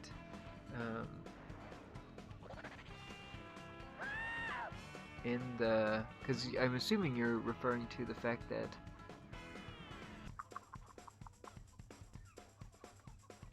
okay, yeah, Bloody Fatality, we're wondering if they would do online play, syncing consoles together over the internet, and then mention that it's something he'd been wanting since the beginning. NSO was able to make it possible by syncing the game, so I feel like it should be possible. Someone is actually working on an accessory for it. And then he doesn't understand why they wouldn't do it when they... Oh, sorry. I'm mixing this up. The regular N64 Bloody Fatality says does this. But would that have been... Oh, I see. I'm so sorry. Okay. But to summarize Bloody Fatality's message, it was that NSO added the functionality by syncing the games, and someone is working on an accessory for the original N64 that supports syncing the games in online play. You know, I wonder if it is an accessory for the original N64, would they be able to make it work just by way of this being FPGA, and things that work on the original 64 work for this? That'd be really cool to see. On the last stream, I did go and test out the Game Boy little adapter accessory thing, and that did work. So I would like to see more stuff supported, and if something works on real console, hopefully it works on FPGA. But I'm a little worried about the like aftermarket later things, because we've already seen the issues with a bunch of flash cards of those like not working. So would something built for the 64, would it be a similar thing if they'd really need to work to make it work for Analogue, or Analogue would have to release an update to make that function? I would really worry about that. But let's see, Blade Runner, I don't understand why they wouldn't do, I believe this is in response to the open FPGA, wouldn't do that when they did it with the Pocket. I don't remember which reviewer said this initially, but that the open FPGA was a secondary FPGA core that could be like changed on the fly, and I don't know the details about how FPGA cores are reprogrammed, but on the Analog Pocket they specifically had the one that you could reprogram. On the Mister, it's the one that you can always reprogram, but on the Pocket, as far as I understand, they saved their cores, and you couldn't like modify those. You could only do the open ones. So I wonder if that's their just lockdown method, that they don't they can't share that space. It's like, is the FPGA in this console at max capacity, that if they were to allow you to customize anything, it would take away from the N64 code they've already written and like eat into that in some way? Like, does it not store more? I don't know. It's just, they haven't advertised it with Open FPGA. They haven't mentioned that it has an Open FPGA extra core for programming. So I just feel like it won't happen. This one's more powerful. It's a bigger FPGA, so would it have the room? I don't know. I would love to see that, because the analog pocket is great, the dock is great, but it also has the limitations of it can't run everything a Mister can, it doesn't have that power, and if they could give us a more powerful FPGA, which is in this, which you can reprogram, it seems pretty cool. But I also don't know if that raises the price, because would it have to be an extra FPGA? Could you reprogram the current one? I don't know how any of that works, but yeah, that's my pipe dream, is them allowing you to do that, because that'd be so cool to have like a Mister with no wires dangling out of it that's more powerful. That seems great, and I keep waiting to hear what like the Mister 2 project, what will be the successor and what will go with that. Very interested to see where all that goes. But let's see. Bloody Fatality, I don't think it will work with the Analog 3D because it plugs into the bottom, similar to the 64 DD, for the N64 syncing with other players over the internet. And it connects to plugs in the controller ports. Oh, so I guess it is connecting to the internet, and the controller ports are syncing it up, so the other players, you're like syncing your inputs across the internet, which makes it seem like local multiplayer, but those inputs are being across the internet. That's very interesting. But yeah, bottom port makes that hard. There are USB ports. Who knows what people can unlock in this? Could they make it so you could use the USB ports and then the controller ports to do that functionality? That'd be very interesting. It would be really cool to see this company more open with what they're working on and working with the community, but it seems to not be their focus, which is a little sad, even though I think their hardware is cool and I'm happy with most of the hardware they release. It's just a little, I would love more community focus if they would do that. Nemesis 2K.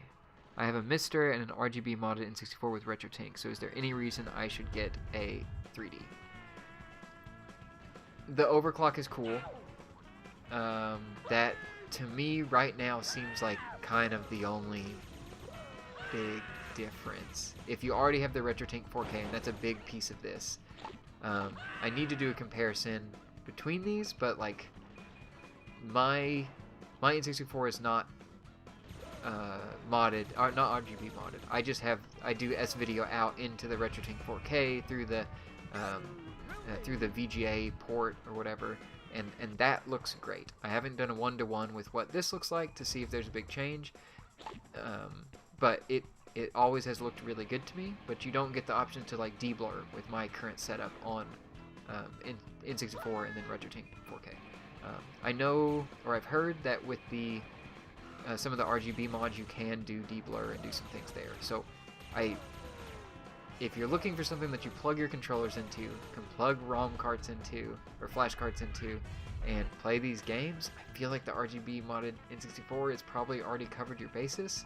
And then if you want the thing where you customize like the display out of the N64 in more ways, the Mister has a lot of those options. And then you have the RetroTink 4K to bring it up to 4K. So I feel like you are covered. I don't think there is any reason really to get this unless you want the overclocked modes, which are spotty and they're game by game. Like, that's what I was wanting to test to see what it changes. That seems like the only feature that I guess wouldn't be available on there. And you can even get some of the RetroTink has all the display modes to make it look like CRTs and stuff. So like I feel like you're most of the way there. This for me is like an all-in-one console. The overclock I didn't know was going to be in there at launch, so that's a welcome surprise. But for me, I wanted something that I could plug games into, plug controllers into, and bring over to someone's house, and we could all play 4-player N64. And I wouldn't have to bring my RetroTink, I wouldn't have to bring a cable for the N64 to RetroTink, and then cables out of the RetroTink, and then bring a hub that would actually... Oh, did not mean to kill that hamster. I didn't know that would happen. I wouldn't have to bring like a surge protector with a bunch of ports to plug in the N64 with the retro tank and then run all the cables. It's like, for me, this was just a nice all-in-one machine. The overclocking is a cool feature, but it all depends on, I guess, what you want out of it. But I think you have 99% of what this can do at your house right now, and it's just a question on if you would like the all-in-one or portability or possible future features they might add or any of the overclocking stuff, is my opinion on this and how I would look at it. But let's see. Nemesis 2K. Is it the same overclock on the 3D as the overclock core on Mister, or is it better? That I do not know. I had barely remembered that there was a Mister overclock mode that did improve performance on like Perfect Dark and stuff like that, but I have not actually tested that at all because I remembered seeing a video on it and then I promptly forgot that that was a thing. So I do not know if that is better. That would be a good thing for me to do a comparison when I like actually record this footage and do them side by side to see if that improves on it.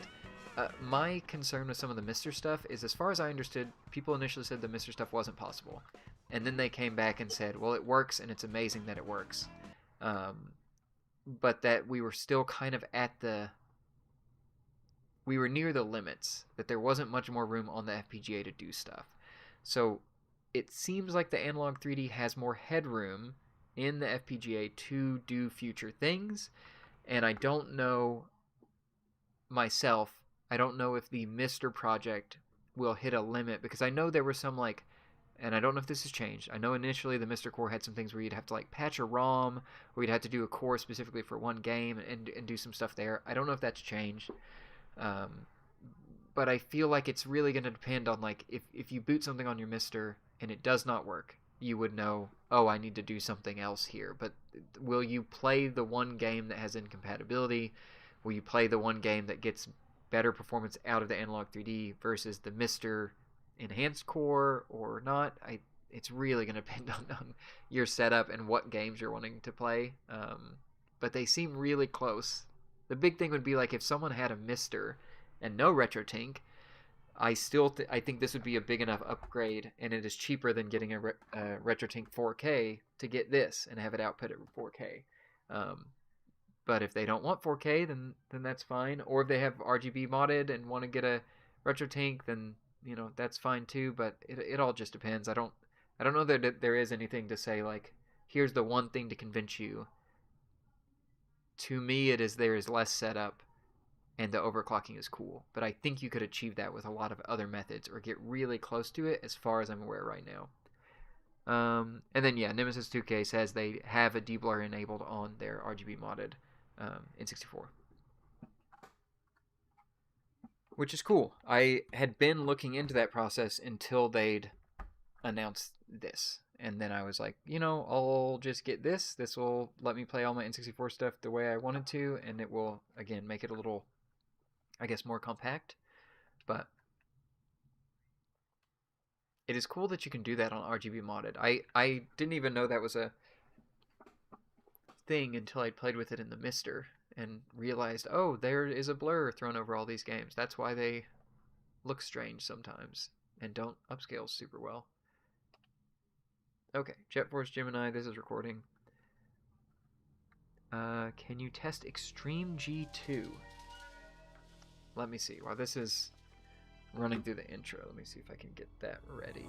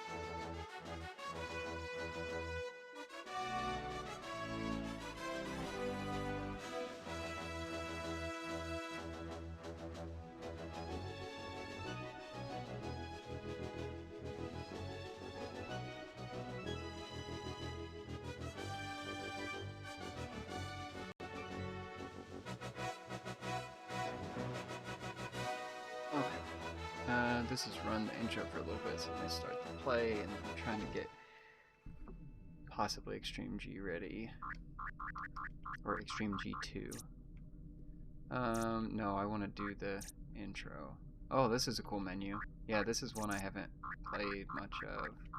And I was conflicted whether or not I should play this version or the rare replay stuff. But I'm kind of interested in playing a lot of this on Analog 3D from now on. Let's see. Nemesis 2K, that's cool to know. I think I'll hold out to see how they expand the 3D in any way. If you get a set, can you try interlace games, maybe Turok 3 in high-res mode? Yeah, I can boot that up. I'd done that a bit in my previous video, but that live stream also is very stuttery because I did not have a good connection, and I think my laptop was getting overloaded, so I can do that on here. And would be interested to see their attempt at de-interlacing on the 3D. Yeah, that would be really nice. That's the thing I took away from all those reviews, was like, the interlacing is really not handled well, which is a shame because like the RetroTink 4K handles it so well, and I hope they can figure out some options for that. The fact that they have no options at all is alarming, that they don't even have the most basic ones. Like, I can't remember if the motion adaptive interlacing stuff is like a Mike Chi thing. Did he create that for the RetroTink? Is that like some proprietary thing, or is that something they could implement? But yeah, my whole pitch was this to myself when I was trying to convince myself whether or not I wanted it or needed it. I guess I wanted it. I didn't know if I needed it. Was just, oh, I wouldn't need to hook any of that up. Like, I could just have one thing that handles everything. But currently, if I play an interlace game, it would probably look better to record on the N64 with the RetroTink handling it, which is a bit of a shame, because I was hoping for this to completely replace the need for all those cables, and I could just use a RetroTink for other consoles, and I could never worry about the N64 again. But we'll see how this progresses. Again, I wish Analogue was more open with how they were planning to update things, and not even roadmaps, but just like, hey, we've heard this feedback, we're looking into this one, it's something we'd really like to add. And they seem to have some comments they made to reviewers about things they'd like to add, but it's not like out in a message anywhere. There's no like, here's the things we've noticed. I wish they would.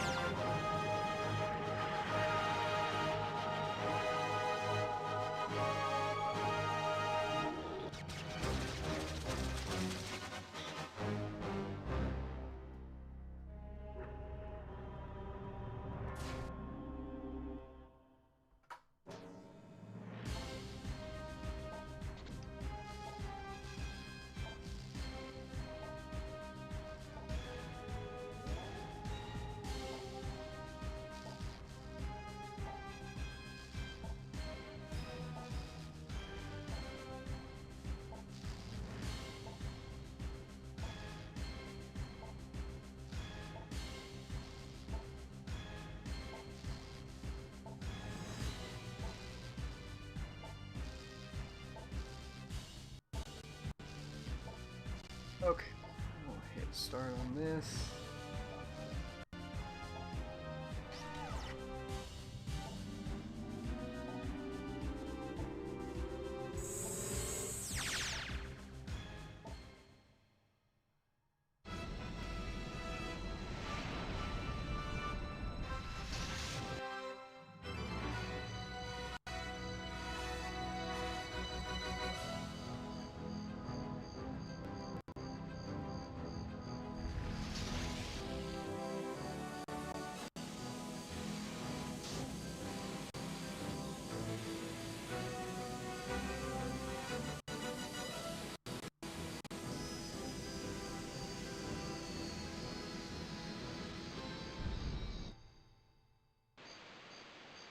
And I can't remember who it was that mentions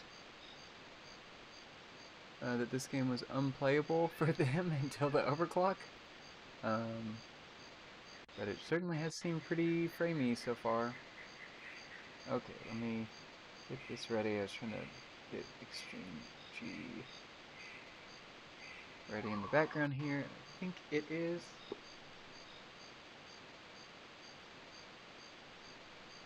And then we can bop around in this for a second. Okay. Let's see. Oh, Nemesis 2K says, I believe that's Mike's own code. It isn't open source. I wonder, is it also on the Morph 4K? Yeah, I have heard better things about the Morph through some of their updates and changes and things like that. It wouldn't hurt to have a second scaler with how much I'm switching between stuff, but the RetroTink is so nice, I've gotten so used to it that I haven't really been interested in using something else, but, oh wow, I can really go prone in there, can't I? And I probably shouldn't shoot that enemy. Let's see, Cherry Grove. Glad to see you're doing more testing on the Analogue. I watched your first live stream on it, and it's probably the best video out there in terms of testing peripherals and various other things on the system. Oh, thank you. That's very nice to say. I'm a little self-conscious about it because the stream kept cutting out. So hopefully this is better quality for everyone. And most of that was just stuff I was interested in, and I do not have the scientific method of, I'm sure Digital Foundry will have a future video that goes into, like, here is every single thing.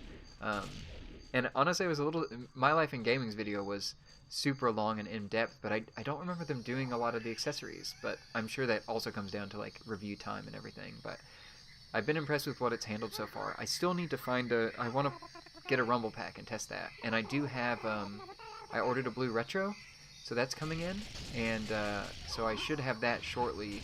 I think that comes in over the weekend based on shipping speed. I guess it is a holiday, so that will probably make a difference. But I want to test the Blue Retro and see what the NSO N64 controller feels like on this as well, because I guess those are hard to find, but I would like to see a new N64 controller and how that feels compared to the 8-bit DOE controllers and everything like that. So let's see. Oh, text in the corner is wrong. Yeah, you're right. Whoops. My really advanced text that I have to go manually change each time is not set up right. Yeah, because this is no overclock right here.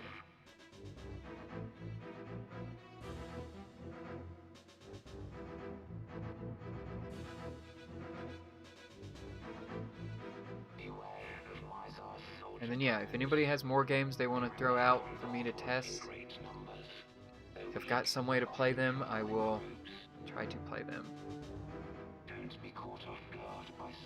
Sniper drones up here.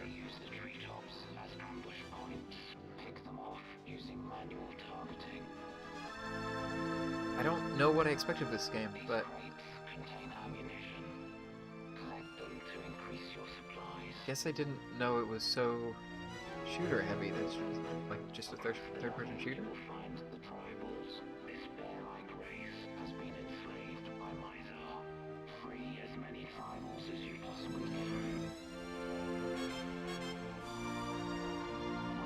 And hey, this one doesn't have the seemingly banding problem on those lights shining out. Maybe that's like a different effect, but it doesn't seem like it has the weird 32-bit color banding. Does this have like auto aim for this stuff? Am I kind of snapping towards him? Yeah, a little bit. Oh, okay.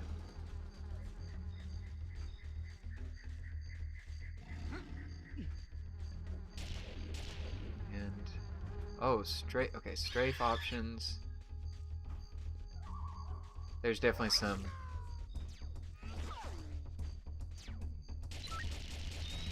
That felt quicker to aim in than like Goldeneye or anything. Maybe it's because it's moving on my screen rather than moving the whole screen every time. There's like a little wiggle room.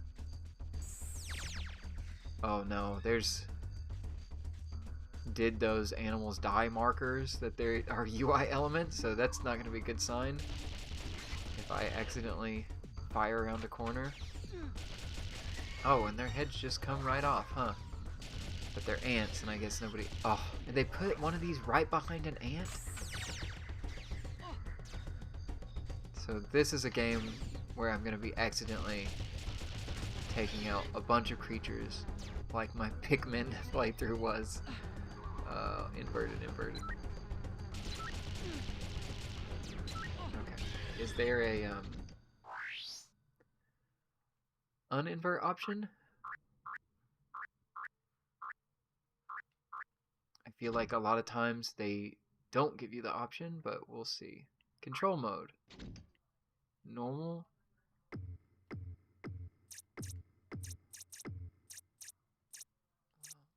No, I just want to... So no, only expert mode.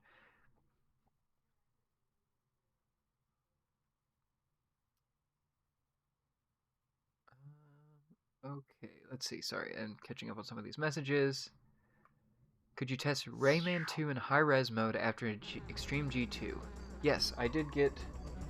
I think I have Rayman 2 ready. I'm pretty sure. So yeah, I can do that one on high-res mode. The NSO controller is amazing, says Nemesis 2K. Beats hunting for a tight second-hand controller and has the rumble built in. Yeah, I was excited by the fact it had the rumble built in. Mainly because these little... Taking apart like rumble motors in the past has been a real pain for me to like go clean them out and everything on like PlayStation controllers and stuff, so I'm all for just having it built in. I've seen some third-party rumble motors. I don't know how well those work, but when I went into Game Exchange earlier today, all the rumble motors I saw were a little gross looking, and I wasn't sure I wanted to insert those into one of my controllers without a deep clean, and that's going to take some time.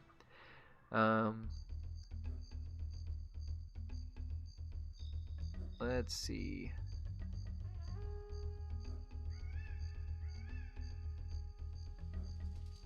Cherry Grove. Haven't seen anyone else testing the Game Boy feature on Pokemon Stadium. I got that Game Boy accessory semi-recently, and the Stadium games. So it has sat unused, and I barely even touched it, so it was the perfect opportunity for me saying, I bought this, I should use it at least one single time. And I feel like the scaling on it was weird when I had played it on the N64 itself, just because like the RetroTink profile was different than the display on there, and I was trying to like do some cropping stuff. So I was actually pretty impressed with how that looked on here. You're still waiting on mine. It should be here on Monday and Tuesday. I hope it arrives Monday for you, and quickly at that. Because yeah, I'm excited for more people to get this and to find things that I haven't found, and also to tell me like, oh, this game is amazing in the Unleashed mode or something. That will be really cool. I'd also like more testing so that they can get out an update to the flash cart issue and get that working. Hopefully if there are more testers saying this doesn't work for this cart on this firmware, they will get fixed. Nemesis 2K NSO's controller. Oh, Rumble built in. I read that one. Cherry Grove. I heard the NSO controller works with a blue retro adapter, and then I saw others saying it wouldn't work for them. Interesting. I ordered it off, what is it, Stone Age Gamer, because they were having a, what do they call it, like Purple Friday sale or something like that. So let me switch this to the display mode now. And I picked up the blue retro one that I think 8-Bit Mods makes, because I've been really happy with 8-Bit Mods, all their memory card stuff, so I figured that's probably a good version of it. But I also saw Amazon had like several other blue retro versions, so I wonder if that could be a similar issue to the flash carts. Let me change this text. That there are so many different variations and so many like knockoff ones that it's hard to keep up with them and keep them all supported. But it also, I thought the point of FPGA was this stuff was supposed to work out of the box. So I'm wondering what thing is being taken advantage of to get those to work on real consoles and why it doesn't work with this. Like, hopefully it would be a patch thing where it would work with all of them after it's figured out, but we'll see. I was just excited that the blue retro had the memory card like built in, like it has a memory card into it. I don't know how you transfer that stuff off, how you would get the memory card out of it, but I like the idea of not having to have a bunch of memory cards, even though I did order several, because I do have plain controllers that I'd like to hook up to this. But I am glad to hear the NSO controller at least is somewhat reported to work, and is decent, because I would definitely order more of those if they're even slightly better than what the Analogue 3D 8-Bit Do collaboration currently is. Let's see, Nemesis 2K. It works on real hardware. I have two and two blue retro adapters. Should work on the 3D. Yeah, I hope it works on here. And then third-party N64 peripherals are garbage, to be honest. Okay, that is good to know. I will probably skip on getting the rumble motor, or if I find a cheap one that's third-party in a store and a real one, maybe I'll go compare those. Actually, let's see the intro now that we're in this mode and see what that looks like. Those asteroids look like they're moving faster than they were before.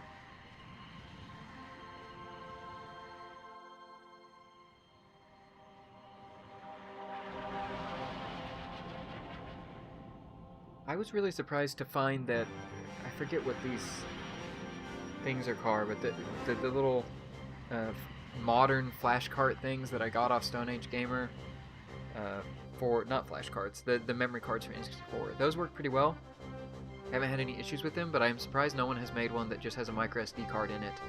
And like, why has 8-Bit Mods not made one for the N64 that does that? Because their PlayStation and PlayStation 2 and GameCube, all those are great.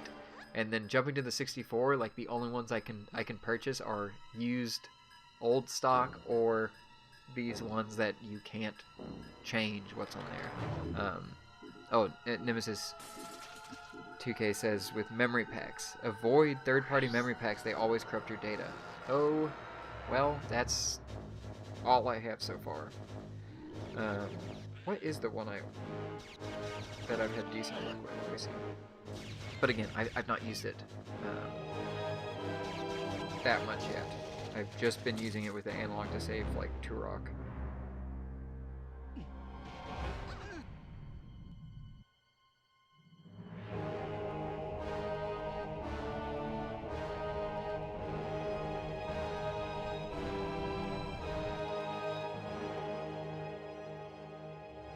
The Forever Pack 64. That's what I have in this controller. And so far it has seemed to be fine, but I haven't played through a whole game using this memory card yet. And that makes me a little scared that you're saying those corrupt, or like in general third-party ones you found that they corrupt. Yeah, the Forever Pack 64 is what I got, and so far it's been good. Fingers crossed. I hope that's not one you personally had corrupt on you, but let's see. Blade Runner, this feels much smoother than before. Yeah, I agree. This looks like it gives the impression of like this is running double the speed. Like they've hit fast forward on this, but it seems like it's just because it's not slowing down all the time. Cherry Grove, did you see that the folder of artwork that was provided to reviewers for 3DS or 3DOS was posted on the Analogue subreddit? I heard it's quick and easy to drag and drop to the SD card. No, I did not see that. I was waiting for someone to have the like full files ready so I could pull them in because it would be really cool to see the artwork. So maybe we'll turn this off and go see what that go see what those look loaded up so I can turn that off. Let's see. Blade Runner, nowadays, if you're getting a controller pack, you should always get a Forever pack. Okay, I mean that. Yeah, my experience with them has been good. I'm hoping that Nemesis, what you've encountered with third-party memory packs, like I hope you haven't had that same corruption issue with the Forever pack, because so far this one has been good, but again, I've only saved for it for limited times. Oh, Nemesis. Forever pack is good, you'll be fine. I'm more talking about the 90s third-party junk. I very much believe that. Any memory card I got that was third-party on GameCube, in Nintendo 64, like, I guess the ones I bought were GameCube, but I never heard good things about the third-party ones, and it always ended up that people spent less money and then ended up spending more money when they had to place it. Okay, Cherry Grove, curious if it auto-applies to the cartridge or if you have to remove and reinsert them to have the artwork appear. We can, yeah, once I play through this little intro to this, oh my gosh, that's so much smoother. I can go download that artwork and test it out, and we can see what that looks like live. Let me through here, and then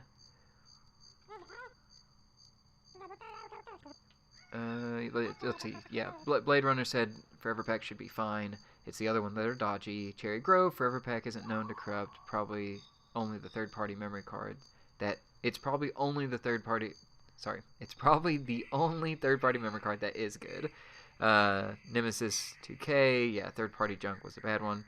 Cherry Grove, Retro Game Corps has the one who uploaded the artwork, so it's from a solid source. That's nice.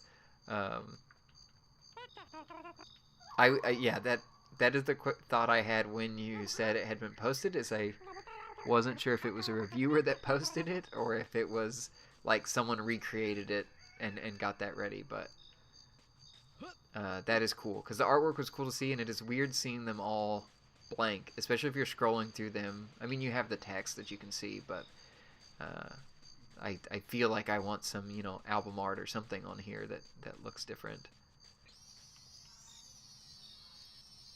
I did not read what this person said either time.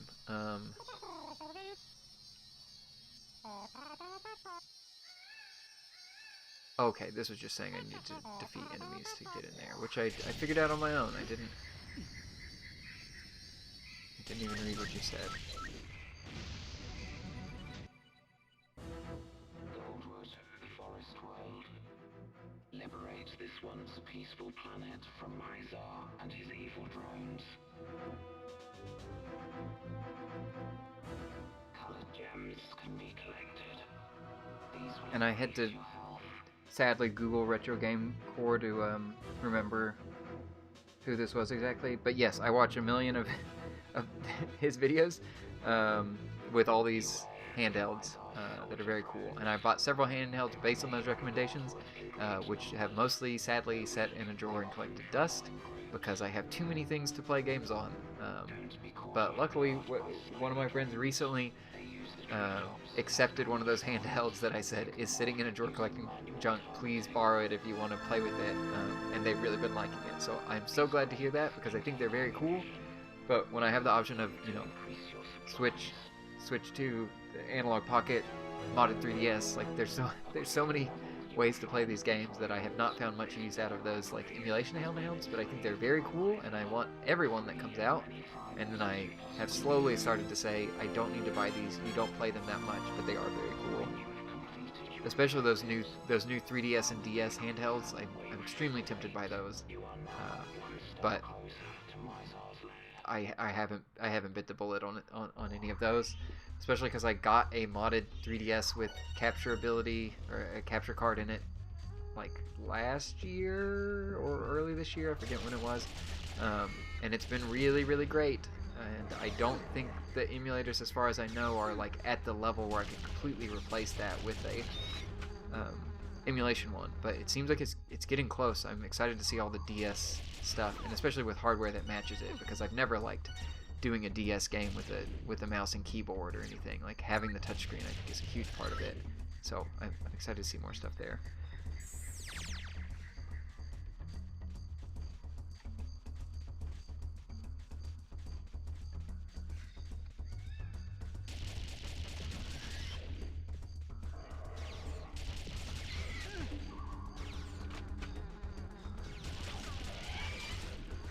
Oh no, I almost took out this guy. Okay, there we go. You're saved. Little collectibles over here.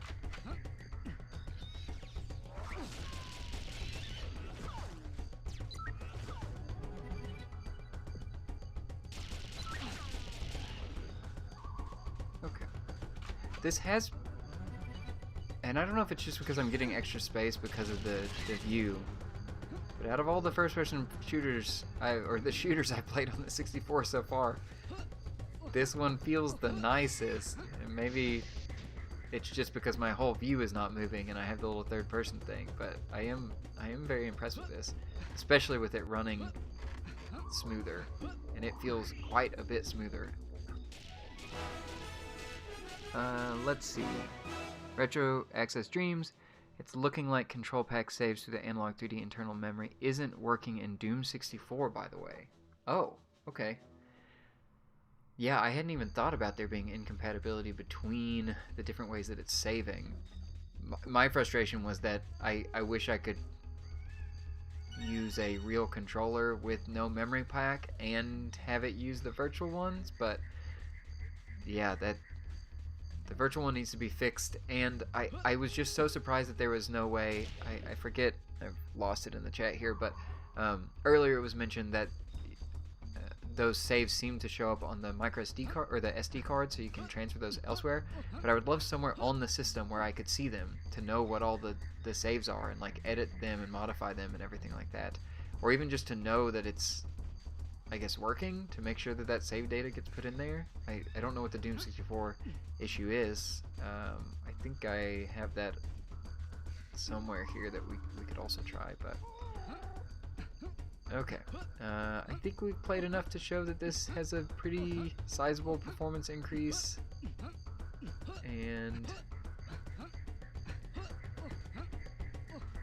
we can switch to something else. Okay.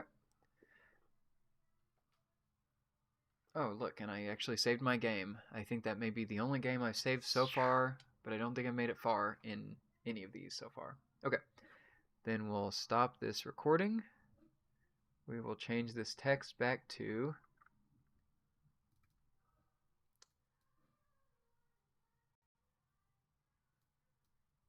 oh, and it has been confirmed that every time I stop the recording, it is crashing. So I am not accidentally closing the software each time. It's just that the 4K capture utility by Elgato is completely crashing each time I stop the recording. That is great to see. And what was I going to do next? I was going to do Extreme-G, and we wanted to see album artwork. So let me do album artwork. I'm turning this off. Let's go to this view so you have something to look at. So we at least know that the stream has not broken. It is apparent that things are happening. And let me get a micro SD card reader. Or not micro, plain.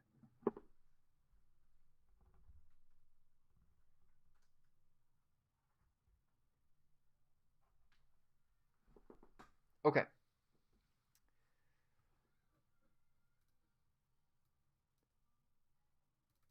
So if I look on this SD card, there's N64, there are game folders, and game folders have controller pack.image in all of them. So that must be the virtual memory card, controller pack image.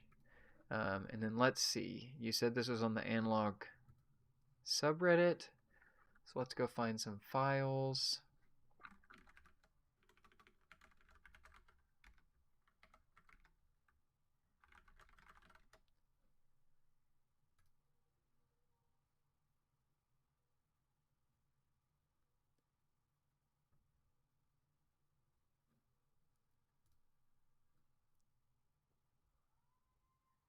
Place labels.db file in your Analogue SD in the following directory. Okay, nice. Russ has included instructions and an easy folder for all of them. So root library N64.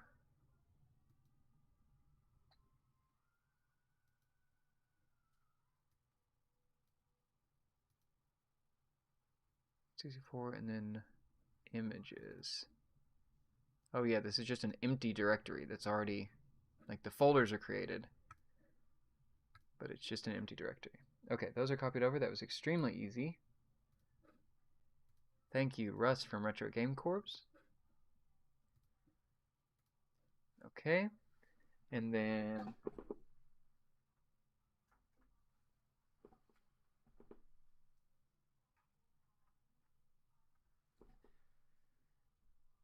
the card is inserted. I'll keep Jet Force Gemini in for right now, and then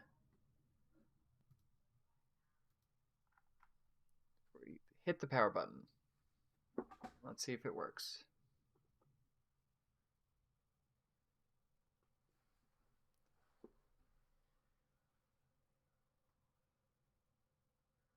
And I unplugged the power cord for some reason.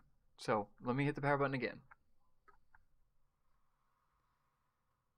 Okay, power button hit. It is waking up. It does take a little bit to boot up. I was kind of surprised, mainly because the other day I had been on the N64 to try some of this stuff, and it takes a little bit to turn on. Not super long, but I forget that the N64 is just instant. Like, the power is inserted in the console and it is on. Oh, nice, and it did fill all those in. Look at that. I didn't have to do anything. I do want, like, yeah, that database file. I wonder what you have to do to modify this stuff. And I was wondering if these were pixelated because I couldn't tell in the video, but they don't look pixelated. They look like they're just high quality images set in there.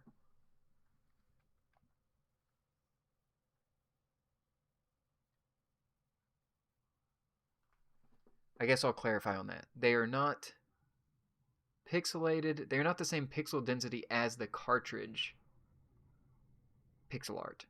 They are low quality images, not that high density in themselves, but they are more clear. Like they are a higher DPI than the cartridge icon itself, is what I'll say. But yeah, that's really cool that auto populates. And do we have any that are not filled in? I guess I have. Oh, even Custom Robo V2 is in here. Like, did they populate everything? Do I have a weird game that they wouldn't have in here? I feel like Custom Robo V2 probably would have been it, because it's a Japanese game, and I wondered if they would just have the normal ones. What have I not here? Let me just insert a bunch of carts and see if we get the art. Let me go through everything I have next to me here. Okay, let's do Chameleon Twist. Artwork. Kirby 64. Artwork. Gex 64. Got it. These are all pretty basic, I'm realizing, but... Unknown on Spider-Man. One more time. Spider-Man might need to be cleaned. Spider-Man might need a little cleaning. There we go. Finally got it. Mickey's Speedway.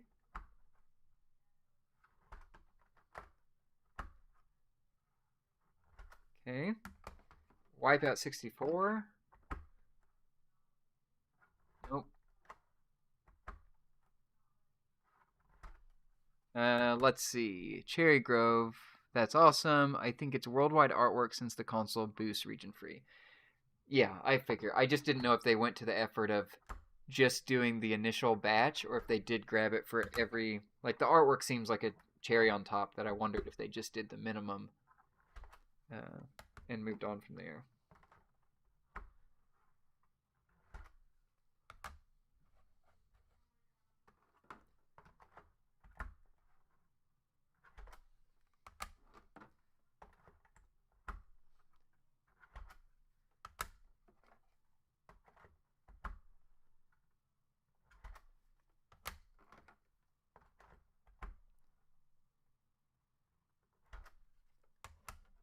Oh, it's cool they show the revision for the cart, too. I don't think I noticed that.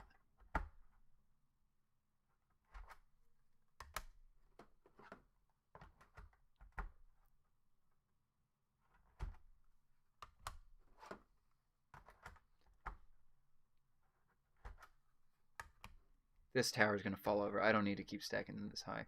They're up to the screen here. Okay.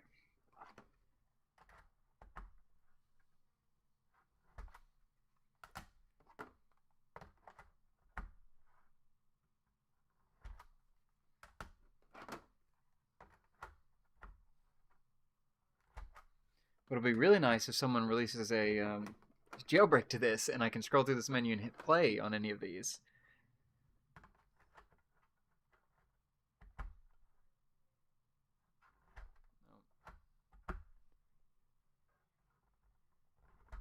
Okay. Let's see. The Cherry Grove. I wish they would have made the cartridges gold on certain games. Ocarina of Time, Majora's Mask, Stadium 2. That would be really cool to see, to make those stand out like that and to look more like the original stuff. Will and May. Hi, how are y'all doing? Let's see. Nemesis 2K. Wonder if there is European artwork for all or for PAL games. I cannot answer that. I do not think I have any PAL games.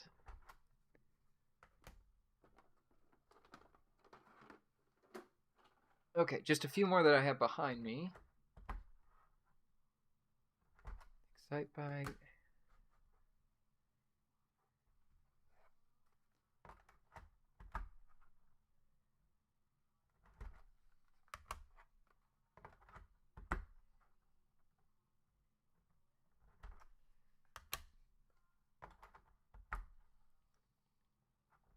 Okay, that is all the games I brought up with me, with the possibility of playing. I have more downstairs, and now I want to click these in over and over and just see all of them populated, but I will do that later.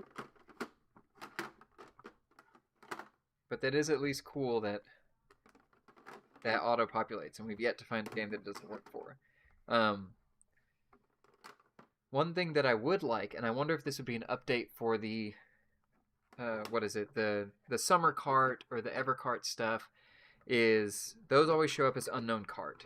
So can we update the like registry file or database file so that it recognizes those and shows artwork for them? Because that would be very cool to see.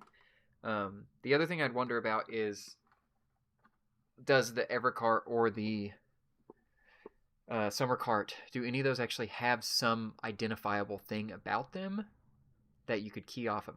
But it would be cool to see that, because my problem is that if I go all the way to the side, this is kind of slow to do, and now I'm realizing, why did I add all these? Because it's going to take forever to scroll over to the side, because this is as fast as it goes.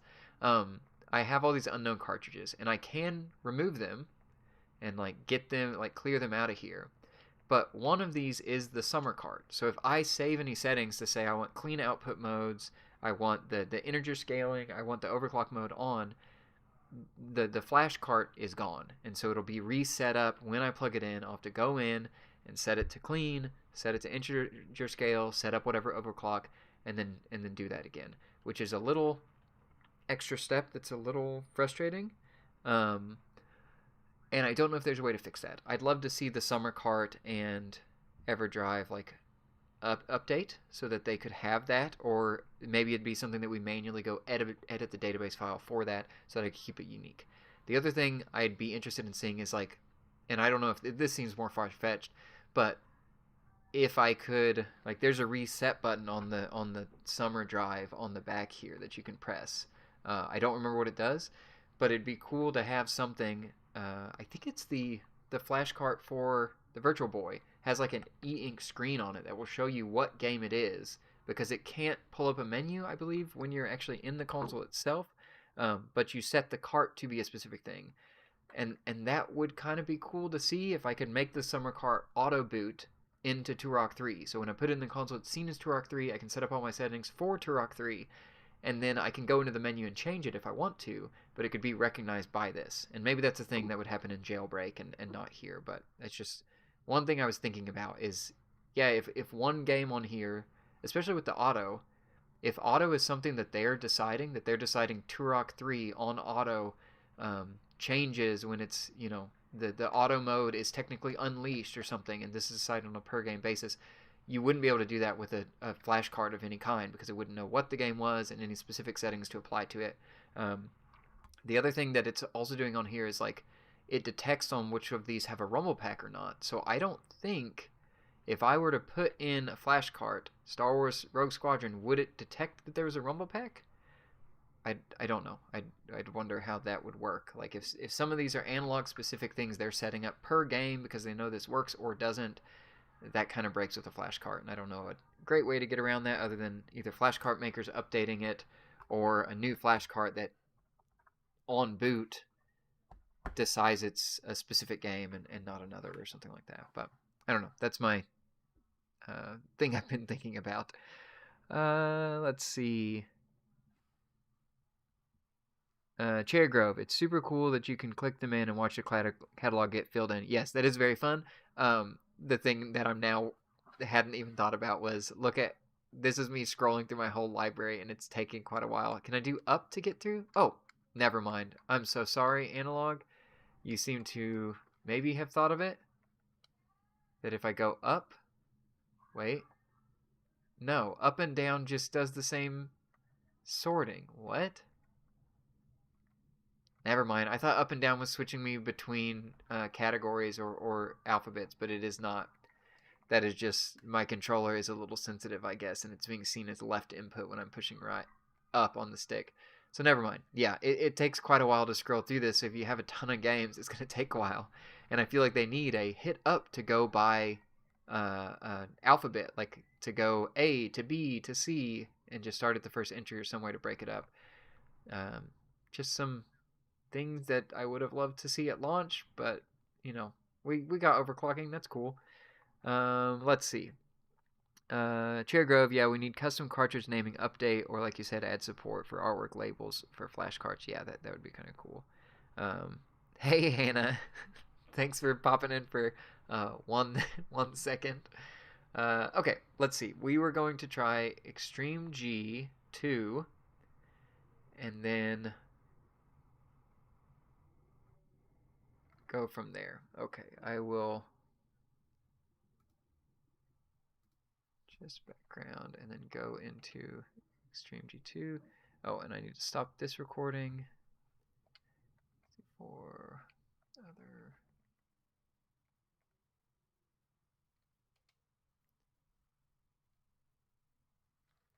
Oh, and I didn't set.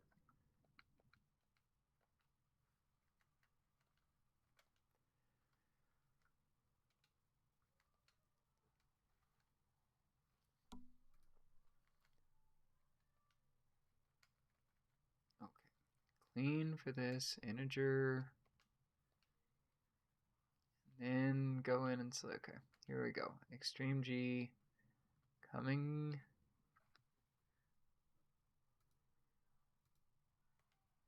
There we go.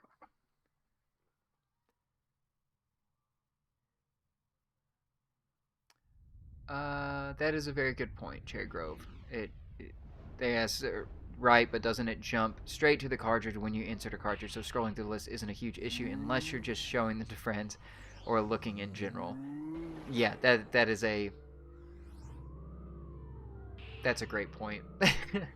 I was thinking of it in like, oh, if they added the ability to launch any game from scrolling through the list, that would be hugely helpful. And yes, I have overclock none on this. I did just set it to that on Extreme-G 2. So yeah, you insert the cartridge, you'd be able to play it. It would be the idea if this got jailbroken and if I was scrolling through the list to play one or showing the library, yeah, that does get annoying. So I guess it's not that big of a concern. Because as it is right now, you put the cartridge in, you want to play, and you're able to do that quickly and easily. Agent Rifle, won't be here long, but need more content from you. I'm thinking about trying to get multiplayer content with mine. Yeah, you should definitely do multiplayer content. That'd be very cool. Because that's something I never look at because it's hard enough to just record the whole game, and I almost never take into account like, let's get some multiplayer people over to play stuff. But that would be really cool. And yeah, there will be more videos sometime soon. A lot of people watched this live stream last time, so I'm hoping that this is more stuff that people want to see, especially because there doesn't seem to be a ton out there about the Analogue 3D, so it seemed like a cool opportunity to do exactly what I'd be doing this weekend, which is playing with the Analogue 3D. But yeah, actual scripted videos are coming. They're in progress, and I just need to be faster about editing. But hey, there's a few days off coming up, so maybe I'll be able to work through some of those and get them out. There will be a new video before the end of the year. That is my like very minimum thing to do, is I want a full scripted video out by the end of the year, which is not a that's like a silly target because I have so many in progress. I could get several videos out if I just focused up, and I just keep getting distracted and taking forever. So at least something by the end of the year is at least the smallest commitment I can make. But thank you. I appreciate you saying you would like more videos. Okay, so this is Extreme-G 2. I did not realize this was a battler that I was fighting enemies on here, but I guess there's a time trial mode too, so surely you're racing other people onto other modes. Just visually, this kind of reminds me of Star Wars Racer a little bit, but also I've yet to see any other racer that use the Z button to apply gas.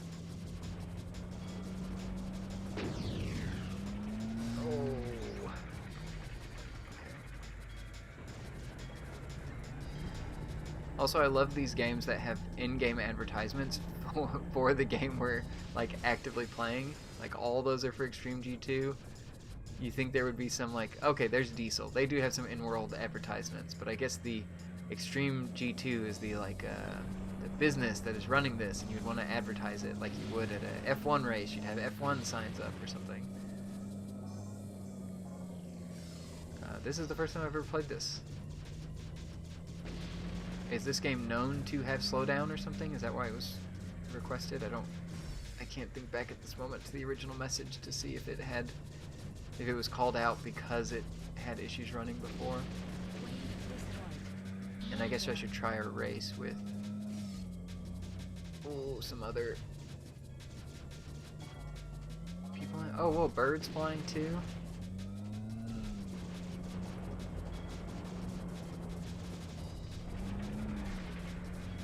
Oh, and the that's cool. The big charge burst like bounces off the walls and stuff. I guess do my little ones bounce? No. So you do have to charge. That's a cool idea.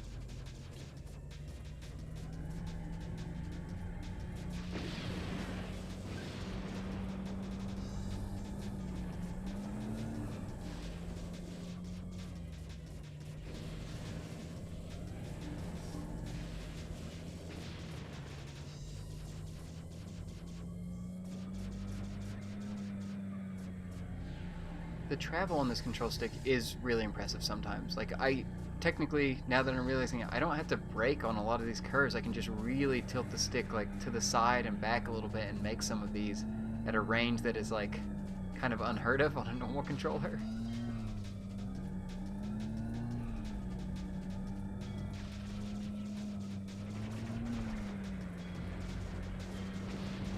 Oh wow, I chose no direction on that one and just slammed into the wall. And let me see. Oh, this isn't the main game mode. Okay, let me go look for the main game mode because maybe that's more cool menu. I like these spinning ones. New record. Love that when it's a game I've not played ever before. Okay. For me, the N64 is almost exclusively multiplayer. Yeah, I 3, 2, 1. think I guess it would have to be most of the N64 games I played were multiplayer stuff, like Star Wars Pod Racer. Okay, wait, quit here. I remember playing a lot of Goldeneye. I don't remember playing hardly any Perfect Dark, which I was surprised at. Is this it? Extreme Contest? Atomic?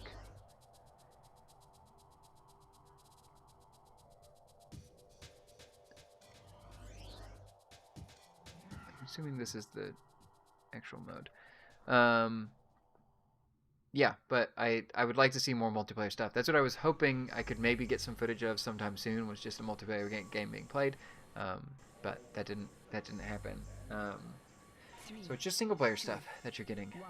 But yeah, I'd love to see, especially like I feel like a lot of those games, that's when the issues arose as far as I can remember, and maybe that was just because that's where I spent most of my time playing was multiplayer, is I feel like multiplayer was when there were issues, and that's when the frame rate really dropped on a lot of these.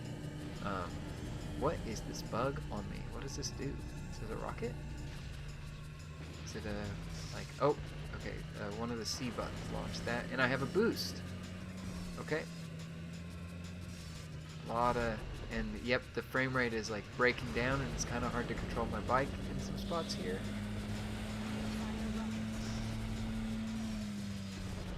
Oh, okay. Yeah, this is hard to keep up with how busy it gets.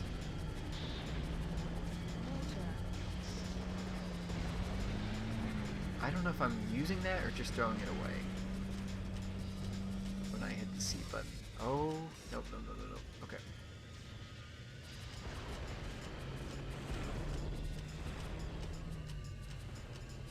And I can't fire my shots anymore. Do you take like actual damage based on the location you hit? You can't use some of these anymore? Okay, that did fire rockets. That was exactly how I used that. And Fire rocket. okay. What did the oh. I don't know if I used that one right. It seems like maybe right on the C stick uses the items and left doesn't. Mortar. Yeah, that's exactly what it does. Nope, maybe not. What did that do to me? I don't. Okay. Okay. Let's see. Let me pause it.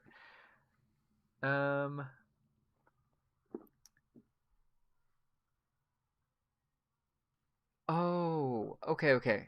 Agent Rifle, the GameCube version was fun when it was new. I remember. Never played the N64 version. Okay, I feel. Is it just called like XG2 or whatever in there? Like it's just a shortened version on the GameCube. I have seen that cover with these type of bikes on it. Cherry Grove, never heard of this. Looks cool though. Agent Rifle, have you tried any ROM hacks? I've heard. I know the BK Nostalgia mod has certain issues with the unreleased overclock mode, or the unleashed overclock mode. No, I haven't pulled any of those. I did pull some like prototype stuff, like Dinosaur Planet, to see how that stuff ran, like the Glover prototype and stuff, or Glover 2 prototype, to see how that stuff ran. But no, I haven't tried the ROM hacks, and those would be interesting to see, especially with the overclock, to see, I guess, how some of those wild ones that maybe only work through emulators work on this. Nemesis 2K, do you have Hey You Pikachu and Mike to test? No, but I've been very interested in testing that.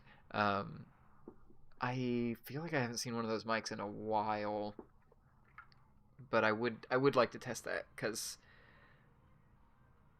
it just always seemed like a cool thing, but everyone I knew who had it growing up complained about it, but I still want to know what it was like. So I do not have that to test, but I'd like to see it. Let's see. Yeah, Cherry Grove also saying they'd like to see the Pikachu mic used. Agent Rifle, I got a new mic because most of the N64 ones are trash, so theoretically it should work better now. Okay, yeah, that'd be cool to see. Yeah, and Agent Rifle, if you test that, definitely, let us know that's out there, because I would love to see that in action. And then Blade Runner, now that there's the racers, it's slowing down now. I'm out of ammo. That would be the other thing. I got really excited thinking that my damage would damage my weapons and those wouldn't fire. Let's see. Blade Runner, Extreme-G 3, and Extreme-G Racing Acceleration, XRGA, were on GameCube. Okay, so this is the prequel to those games. This is the 1-2 on N64 and then moving that. Agent Rifle, so Hey You Pikachu works. I need to make a video comparing it to the Dreamcast release. Cult classic. Oh, Seaman. Yeah. You have both. There's an interesting history with the two games. Yeah, I always thought they looked cool, but I've not invested in mic technology other than on the GameCube for, what is it, Odama, the little pinball game. I have the mic for that, but I haven't branched out to the other consoles. I did get a fishing rod for the Dreamcast because you can use it as a motion controller, and I thought that was cool. But yeah, that's as much as I have. Okay, so we are going original hardware off, unleashed, display mode this, recording that, no, okay. And then Extreme G2. Oh no, I need to change this text. Hurry before it shows how good the performance is. There we go.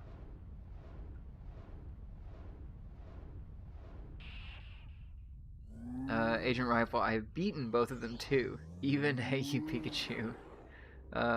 And as a kid, that's more impressive. Going back today, like, I feel like you could figure it out, but as a kid, I just remember kids complaining that, like, Pikachu would not listen to them, and it was very frustrating.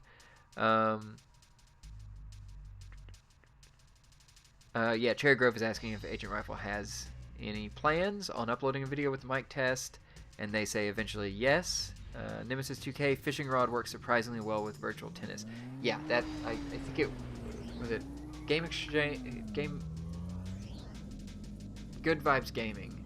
I think the one with the really nice voice did a video on the fishing rod thing that was really impressive.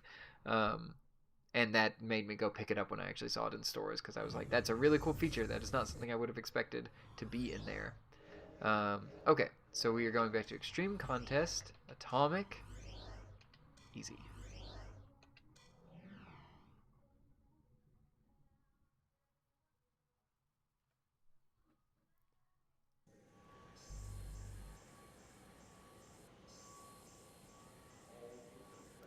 Solus. Yes, this is the summer cart. 2, 1, go. Oh, and I have to remember that Z is go. Oh wow, you really need some speed to get over that, huh? Mortar.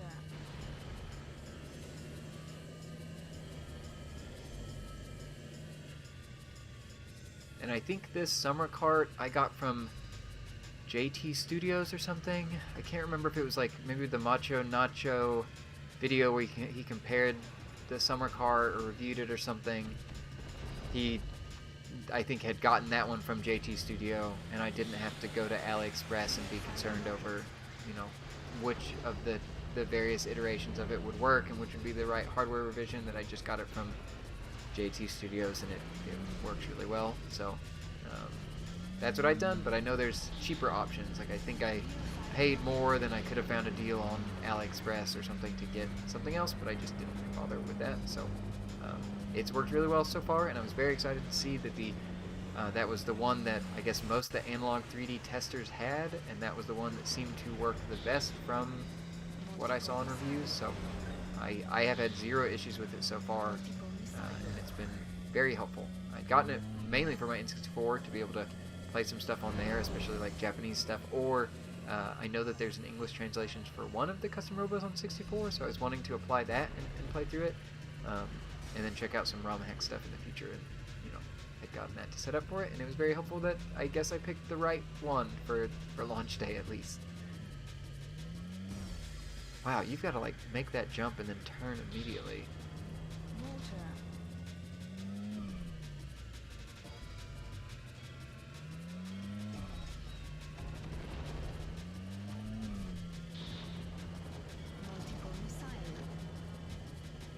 This definitely feels a lot less choppy, especially when there are all those racers on the screen, and it felt like it was really tanking the frame rate.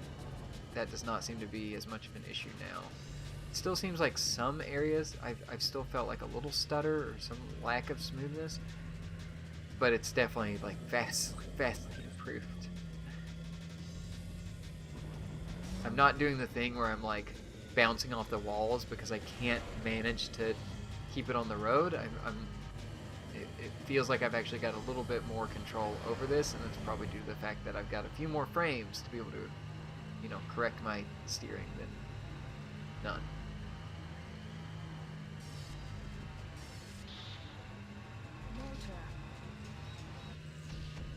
And I cannot manage to hit enemies with that.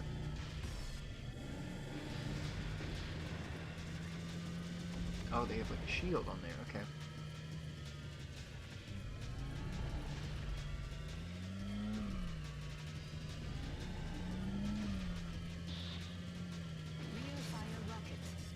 Just let's move over. Oh, weird. That fires like backwards and goes to enemies. I get a little view down there of it. Yeah, when that lightning hit and that backup screen was playing, that felt like it was a hitch there. And I had completely forgotten I had boost, and I used it right when I launched my attack to run straight into it. That was great.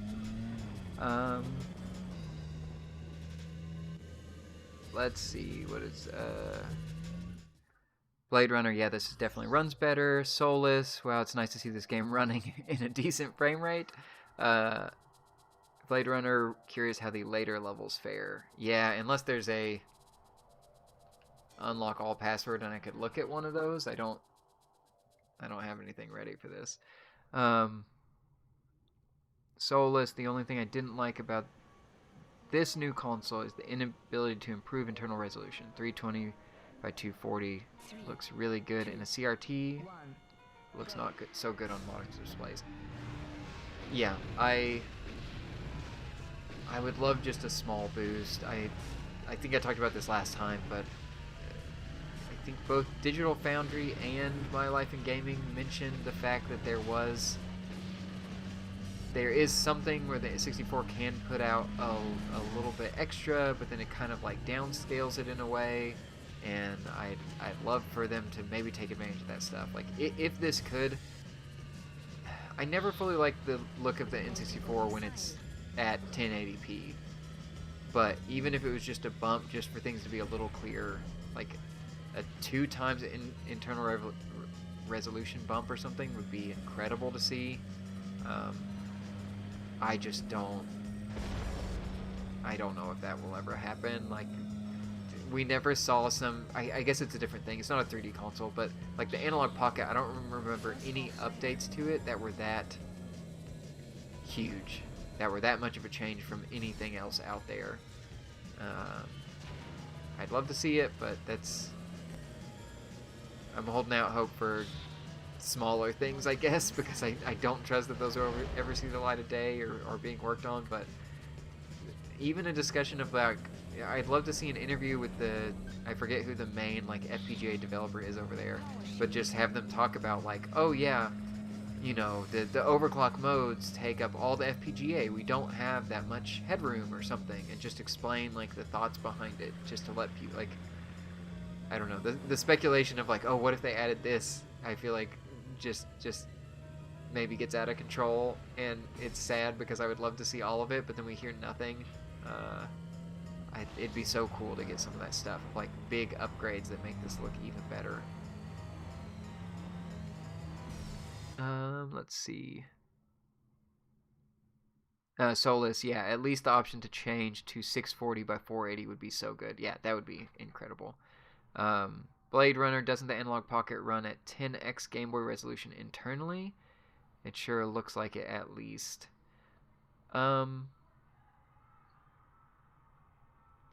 resolution internally. I don't know. I don't know what that would look like on the Game Boy, or why they would be doing 10x, but maybe that's true. Oh, Solus, yeah, the screen is like a 10x scale to the screen.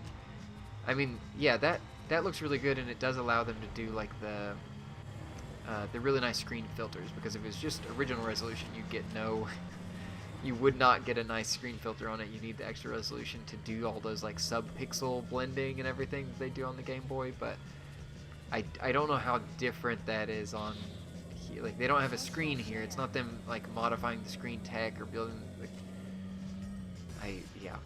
be very interested to see what they do with this. I would love for this to have like a long life, because I don't hear hardly anything about, other than the Analog Pocket, getting updates for like open FPGA devs have added something, or there's been a slight update to like, oh, the Game Gear adapter works better.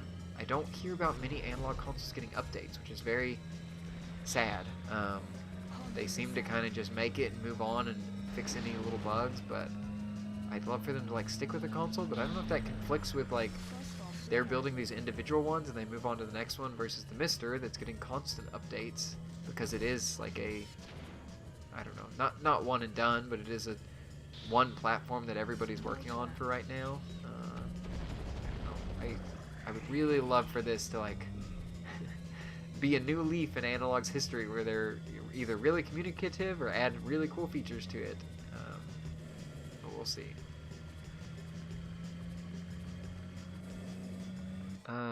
Let's see. Solus, Google AI says the Analog Pocket has a 3.5 inch 1600 by 1440 LCD. Blade Runner, I guess because it's through HDMI, the 3D is upscaled.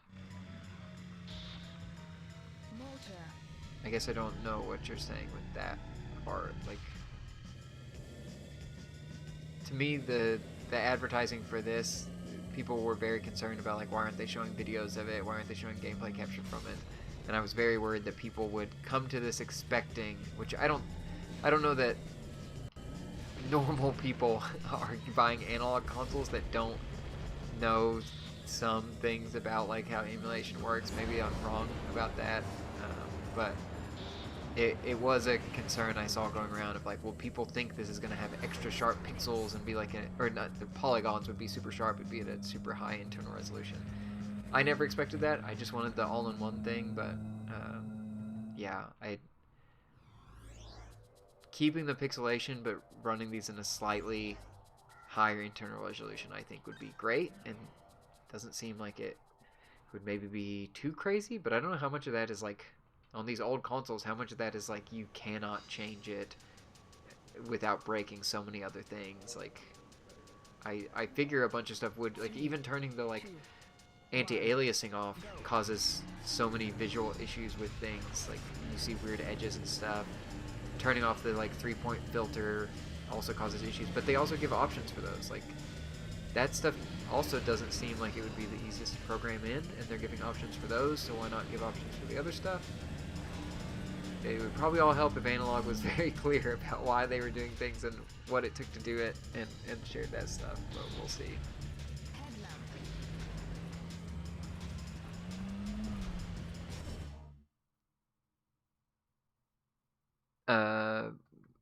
Oh, Blade Runner, in response to that, I guess it's because through HDMI the 3D is upscaled. He's meaning native resolution versus upscaled. Yeah.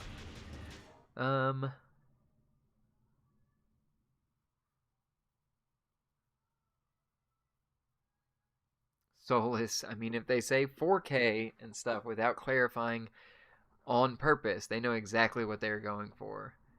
In Blade Runner, I run my games on original filter modes on my Pocket, so I don't care about it a lot looking like software emulation. I just want something that's HD and plug and play. Yeah, that's really how I've thought about all these things, and then it's been nice to have extra features, but I still hope, I still have wishes of like it'd be really cool to do this stuff,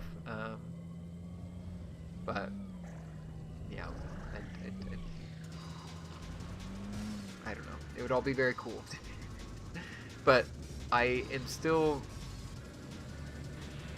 very excited and happy about this console the way it is. I would love to see more features because I just really like the stuff on N64, and even though I haven't played a lot of it, it's got a lot of nostalgia for me, and I would love to see even more cool options added to it, and it just be like this incredible console that is like so good that there's no reason to go back to N64, and to really show like, oh, this more powerful Mister or FPGA core is so much better than Mister, here's what it can do. Like them like really pushing on that would be super cool to see, and like would make it more clear on like, oh, this is such a better bargain than getting a Mister and a retro tank or something, because here's this feature, this is like unique to it, or this is something that the Mister just couldn't handle because it's not powerful enough.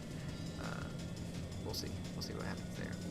This game is cool. I'm more impressed with it each time I go around a lap and figure out how to use some of these weapons and like go around this stuff. It makes me want to go check out the GameCube version now, and I guess like the first one as well, but let's see, this one's been about 15 minutes recording on it, so I'll do this.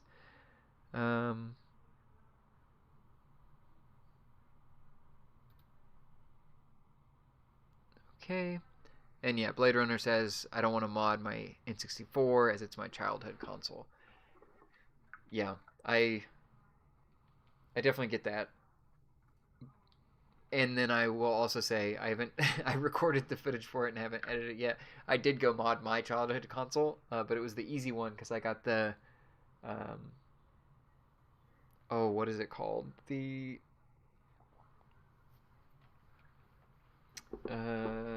It's not the Pico loader, but it was the it was a little Kickstarter thing for the flippy drive. That's what it's called. So my childhood GameCube, it no longer reads cartridges, and so I did go in and get the flippy drive and put that in, and now it has an SD card. So all my backed up games that I have on the shelf that no longer will read on that disk drive, I can play through that, and it is extremely helpful. But that required no soldering. That was like a drop-in mod, which is very cool and easy and very impressive. And that was mainly to fix the issue of I want to keep this childhood console in circulation, and yet it has issues. So, was there another game after Extreme-G that y'all wanted to see? I thought there was one more, and maybe we'll cut it off after that. Please remind me. I'm trying to scroll through the chat and see where this was, but I think it was a while ago because I was getting distracted. Let's let's see, that was all memory packs talk, so we already talked about that stuff, and I think this was mentioned after.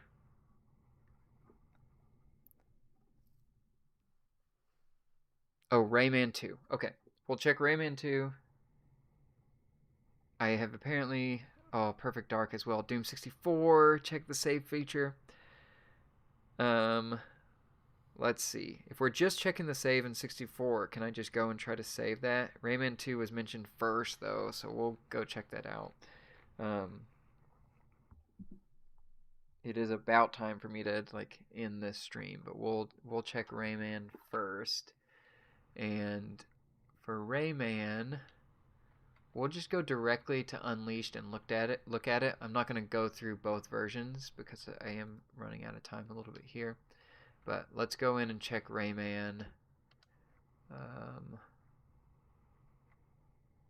Rayman 2.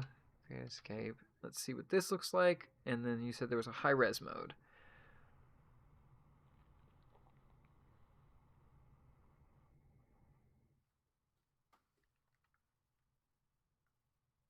That's a cool effect.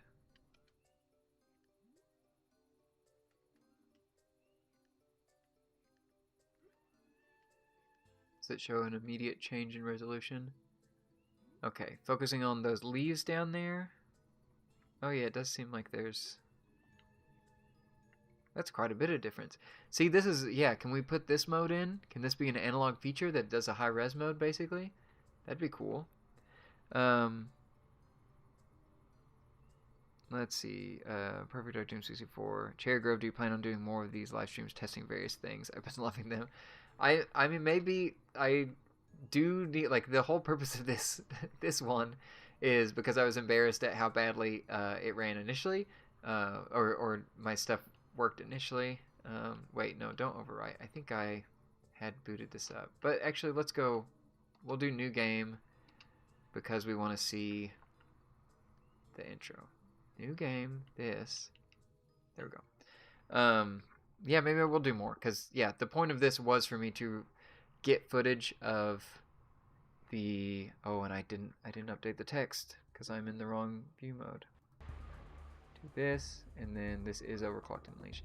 I wanted to get footage in 4K of the various modes and then do a video, like a fully released video in the 4K export onto YouTube that shows them side by side. So I could definitely do more of these if I've got some time during the week, because they are kind of fun, and they're games that I haven't thought of, like Extreme-G 2 that I would have almost never booted up. That's that suggestion. So while I'm collecting footage, yeah, I could definitely do some more of these. I'm glad you're enjoying them. Let's see, Random Access. I feel like they could potentially use some of the games that run in high-res mode to bypass the hardware resolution output. Yeah, there probably is out there, but where's the like hardware deep dive on the N64 and how the high-res mode works versus how it doesn't? Because is it truly just there is a higher resolution output of the N64 that most games can't handle, and then you add the expansion pack and they're able to?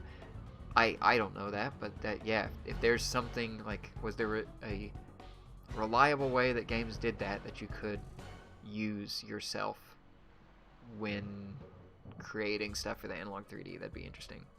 Cherry Grove, nothing to be embarrassed about. It was quite obvious it was a stream, not the console, because you weren't commenting on the slowdowns. Yeah, that was my hope, is that like I was calling out like, oh, that's a little framey, or that looks better, and not saying, whoa, this stream pauses every 5 seconds.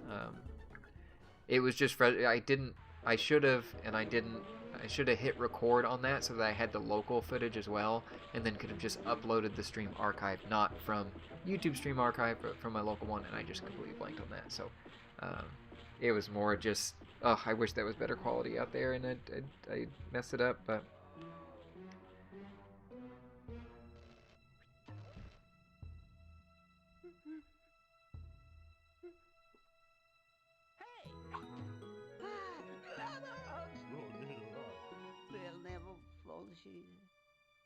You wanted me more, mister?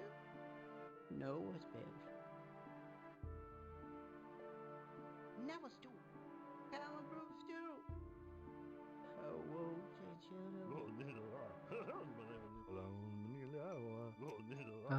let's see. Random access streams. From what I've understood, the hardware was designed to display no better than 240p, but developers could disable it if they wanted to.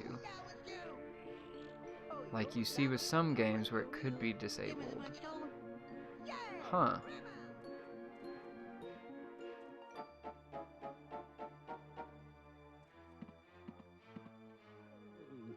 What a strange thing that they would be like, this this isn't meant to display any better than this, and devs could just be like, no. I'd like it to, and then it just like worked. I'm just surprised that that works at all, and it isn't like something that is hard set in the console that is incapable of even like outputting higher than that. The fact that it can is very surprising to me. Cherry Grove, just leave a pinned comment to the first stream explaining it. Yes, I did go back and add that after the first couple comments came in about it. But I also know a lot of times when I watch stuff on YouTube, I like don't have the comments visible because I've like made it full screen, and then I'll see something and be like, that's weird, and then I'll go look at the comments and it's the first pinned comment, and I'm like, oh, okay. So I think I haven't received many more comments on it. I was just more disappointed of like, oh, I wish that was better quality, because I was trying to show off how impressive this was, and then the stream failed me / I failed myself when I didn't plug in the Ethernet cord, and I bet that would have helped. It helped a lot if I thought about that.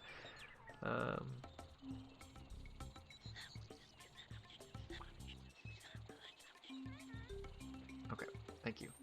I've never played Rayman 2. I would like to play this. I had Hoodlum Havoc, the third one, on the GameCube, and I played a little bit of that, but for some reason I never finished that as a kid. And the one I did finish and played so much was the Rayman Arena. I forget what it was called, like Rayman Race or something like that on the PS2. Like, I think it maybe had a different name. But Rayman Arena, that like weird racing / platforming game, I played so much of that game and I absolutely loved it. I've heard almost no one else talk about it, other than like a few videos. I can't remember if like Ant Dude or someone covered Rayman stuff, but yeah, I loved that game. It was also extremely unfair because I knew how to play it, and none of my friends had the game, so they did not do nearly as well in it, but I still always wanted to play it because I just thought it was so much fun. Oh, and of course, I was supposed to go down here, and I just walked completely away from it.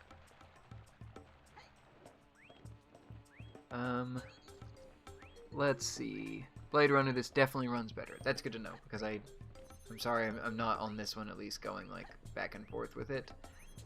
Mainly, this is one of the other things, is like the fact that you can't change it while the cart's running. And then if you have a flash cart running this stuff, you have to quit the cart, and then you'd need to go...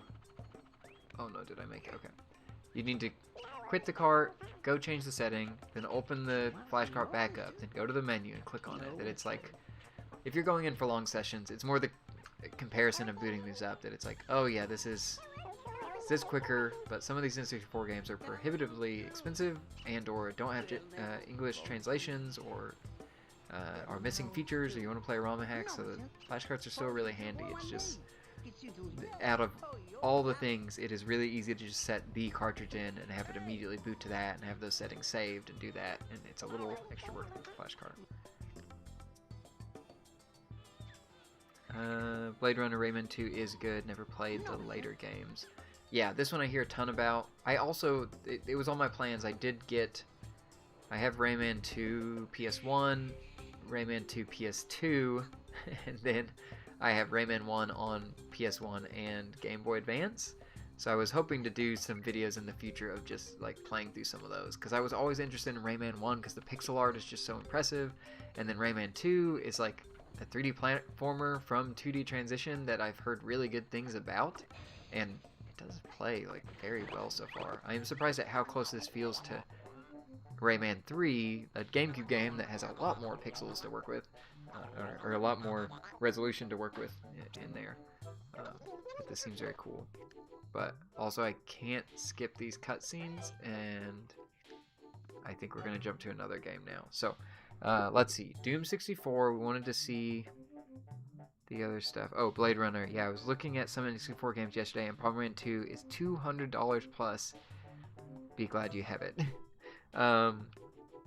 Yeah, Bomberman, the second attack is prohibitively expensive, and I wish I could get. Again, I think I showed this last time, but I'm like 99% sure the cartridge I have is either a duplicate or maybe they did a shell replacement, but I don't think I've opened it up to even look at what's inside of it. It did get detected in here, so if it is a bootleg, it's a, I guess, pretty good one. I don't know how easy those are to fix up, but yeah, I would love to, like, I guess I should open it up and test and, you know, break my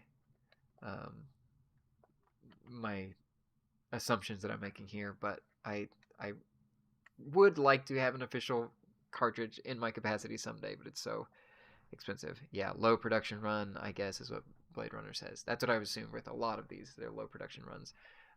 Let's see, Doom 64. Oh, no, Doom 64, so I've got to switch. I'm plugging or unplugging the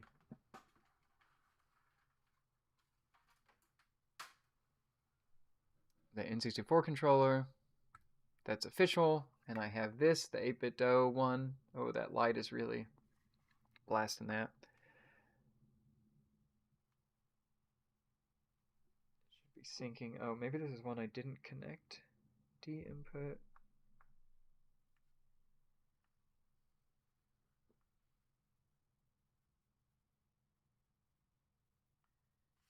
Okay. Okay, so let's go see Doom 64.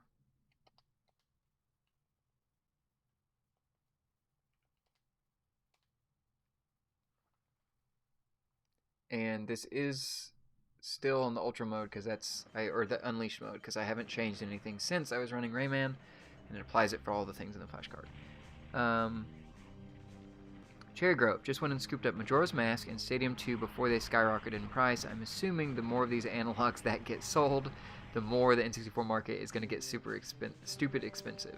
Blade Runner, yeah, that's what I'm guessing too. Most games are relatively inexpensive currently on there. So I think it was, I don't know if anyone here listens to like the Min-Max or follows that podcast at all, but Kelsey Lewin, who owns Pink Gorilla Games, was talking about that the analog consoles and like retro consoles and things like that play classic games, whenever those show up, she sees an immediate change in how much those sell and how much they go up in price and everything. So yes, it does seem to be getting affected immediately. And let's see, I did need to, I think in Quake or something, like the brightness was wild that I could not even see what was in here. So we'll see if we can turn that up. And then, oh wait, controller pad, default left right. Okay, no, this is, press start to exit. Control stick, password. We'll do new game. I guess we'll try to, oh, here we go. Create game note, memory pack. Press. I have 92 free.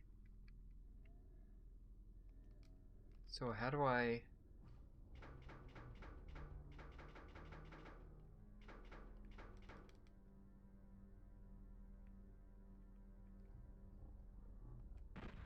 Hit start to exit. Yeah, oh wait. Create game note. I'm so sorry. Hit yes. Okay. We'll do easy so I can maybe blow through this level and do that. This looks a little lighter, but yeah, you see what I'm talking? This is like extremely dark, and I'm not sure if that was the intention or what the case was here. Okay. Oh my gosh. Okay. Start button, exit. Okay. Here we go.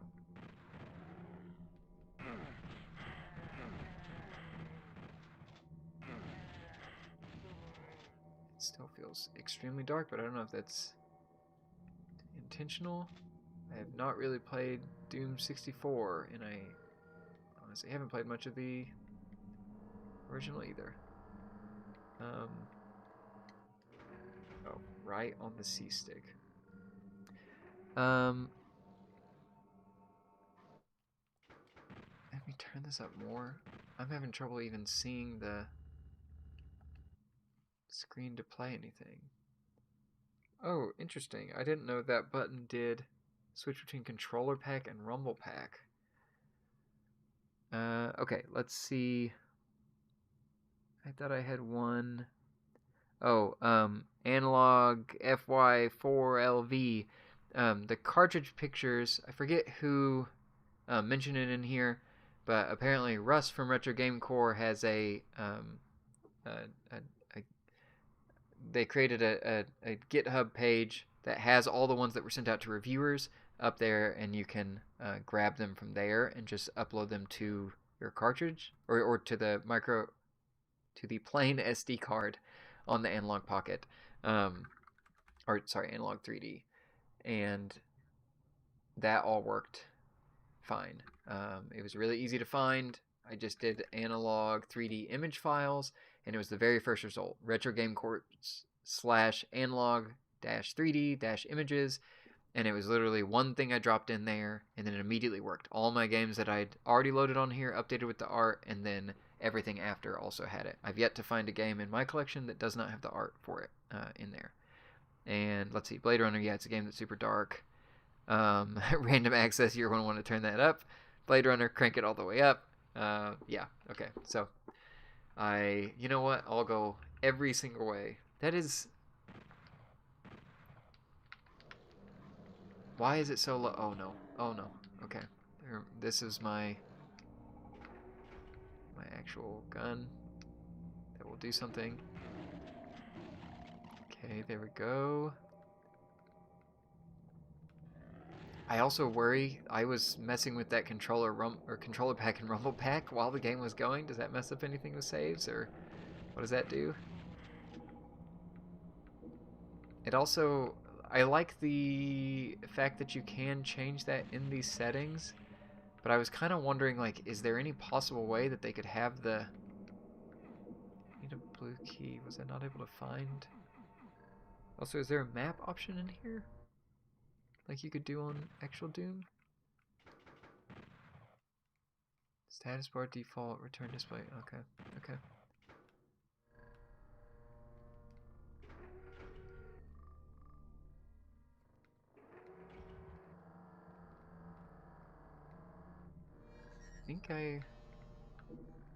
There was shotgun shells.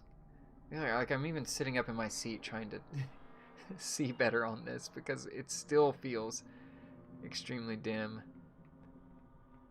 Okay, yeah, I think I explored everything up here. Unless there's a secret wall I don't know about, but I was never good at finding those.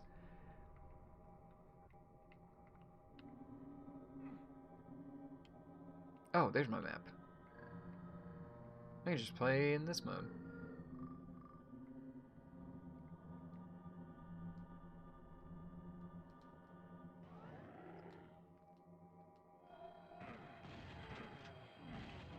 Okay.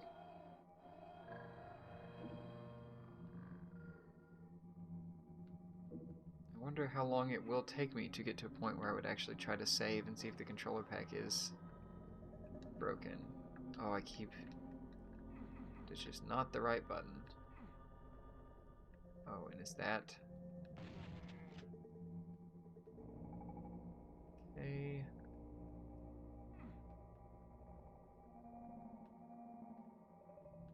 Oh, okay. There we go. Hit that. And back through the little or floor escalator. What are those called? Those fancy walkways? Okay. My carvers still don't have a blue key.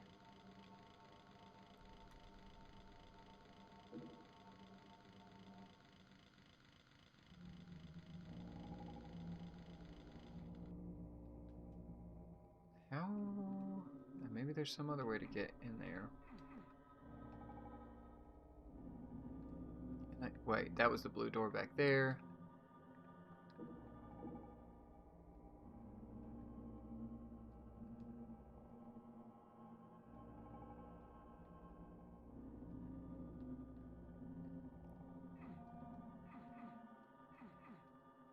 Can't get in there. Seemingly don't have the blue key still. I guess it is nice that I can see all these panels when I'm on the map view. Wow, this is so dark. Okay.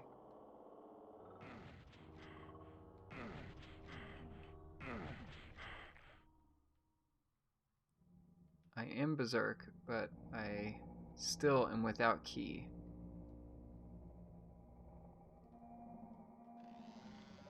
Okay.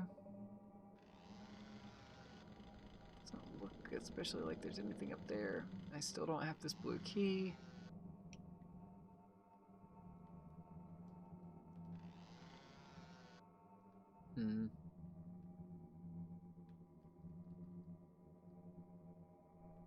Oh, it's the... sorry. Right on the C-stick opens doors and stuff, so I need to mash this into walls. Unless anyone knows exactly what I'm missing. Oh, thank you, random access. Up on C for the map. When it comes to game saving and controller pack, you usually only need to insert it when you need to save. Oh, okay. I had wondered why you would ever need to switch between, or why they couldn't make it so you could do both at the same time. I guess that's... I figured if you unplugged it, it would, like, mess it up, but that's nice to know that it doesn't. And I've explored everything up here, everything down here. That has that path that I can't get to, and same for the little walkway thing. This seems to be... I need to go that way. And I need to finish this level so that I can show that the key or the memory card does or doesn't work.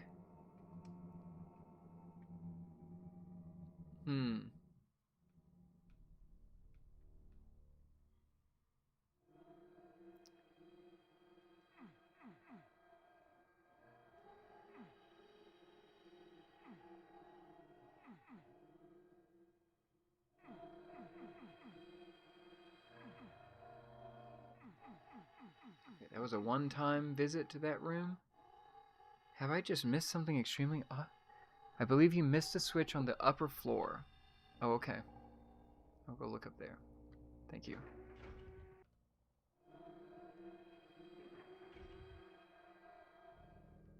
Okay, I assume it would be a switch on the wall somewhere on here. I'm not noticing it in these hallways. What's this? This is nothing.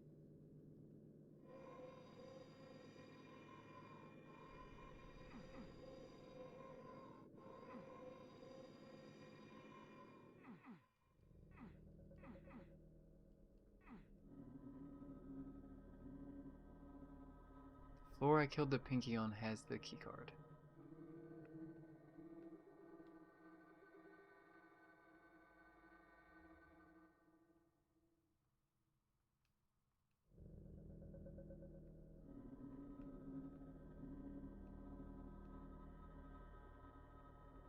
Wait. Have I Oh, okay. Did I hit something to... or have I walked through this open gap this whole time? That is so embarrassing. Oh, okay.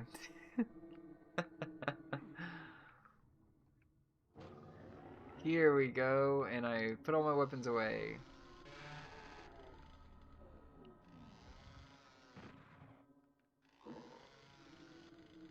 Especially, maybe only that have this left. Okay.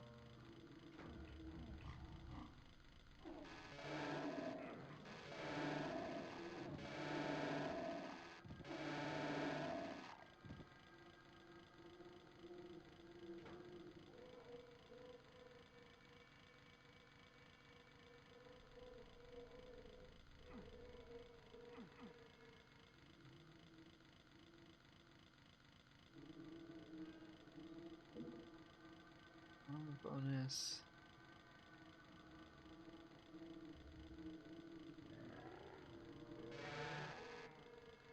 Oh, okay. That's nice. It's a nice trap to fall into.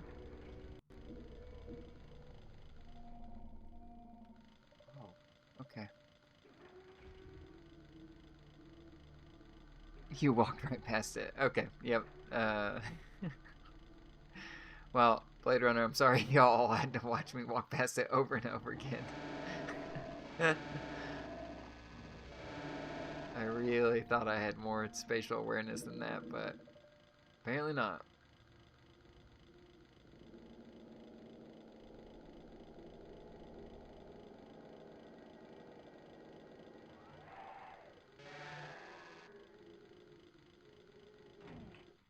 Okay, one level complete. Can we now save? It has a password. Okay, here we go. The A button does not save. Press left and right to save. Both at the same time? I'm hitting left and right on the C stick and it does nothing.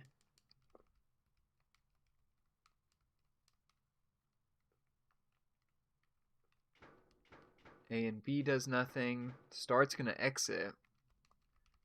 So yeah, it seems to not work because it says I have all these empty spots.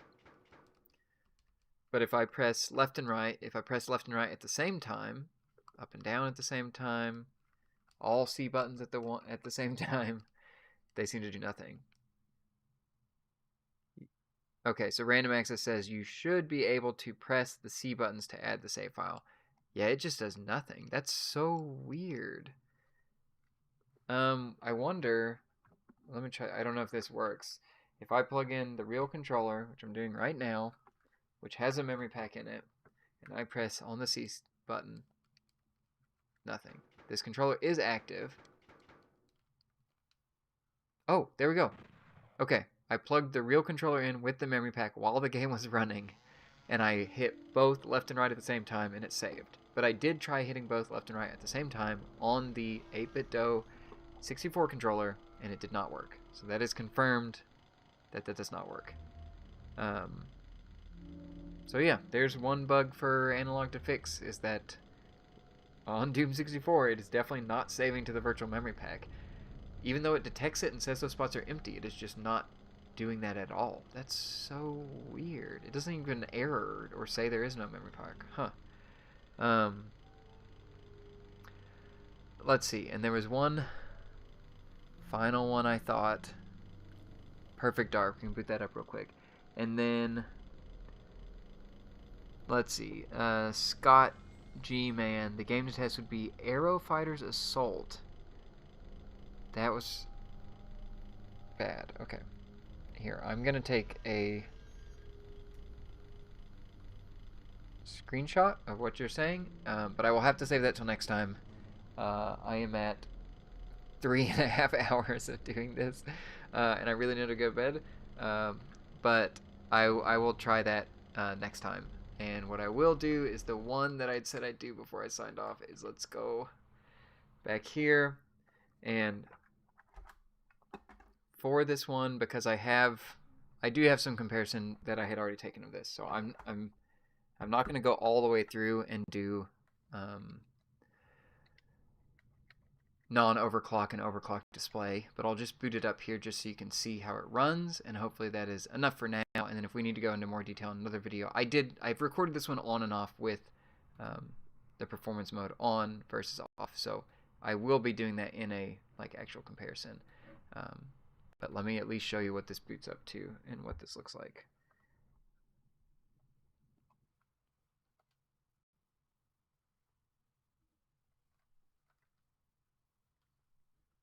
Okay, there it is.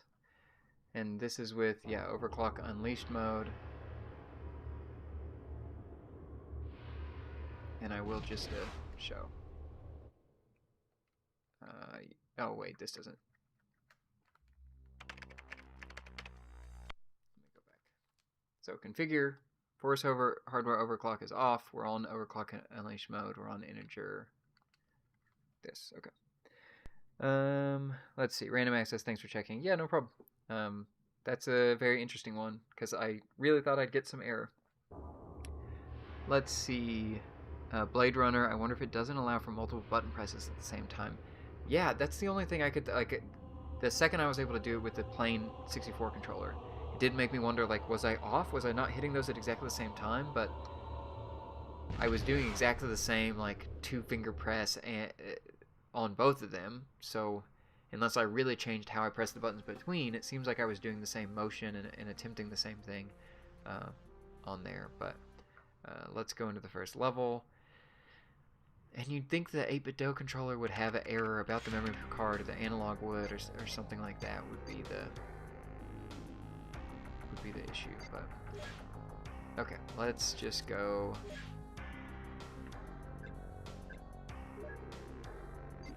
Save that. We have this dark with nothing, and then I will go on and just to show it, video high res mode. We could even do, because doesn't wide, well, I think you need to change it. I'll leave it at this. Oh, 16 by 9 does change it. I don't know if you want any of this wide or anything on here, but also make sure you have high res mode on. Okay, yeah, I've got high res on. I'm gonna leave full and normal ratio. For now at least, and then go back, and right, I need to be in the computer. Solo missions, Datadyne, just do the simple one, just so we can see it, and we'll let this cutscene play. And then yeah, after going through this, we'll end this stream for tonight.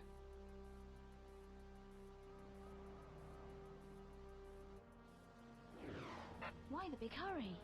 If Dr. Carroll is not extracted tonight, Datadyne will put him through mind conditioning, and we'll lose our best chance of finding out what Datadyne are up to.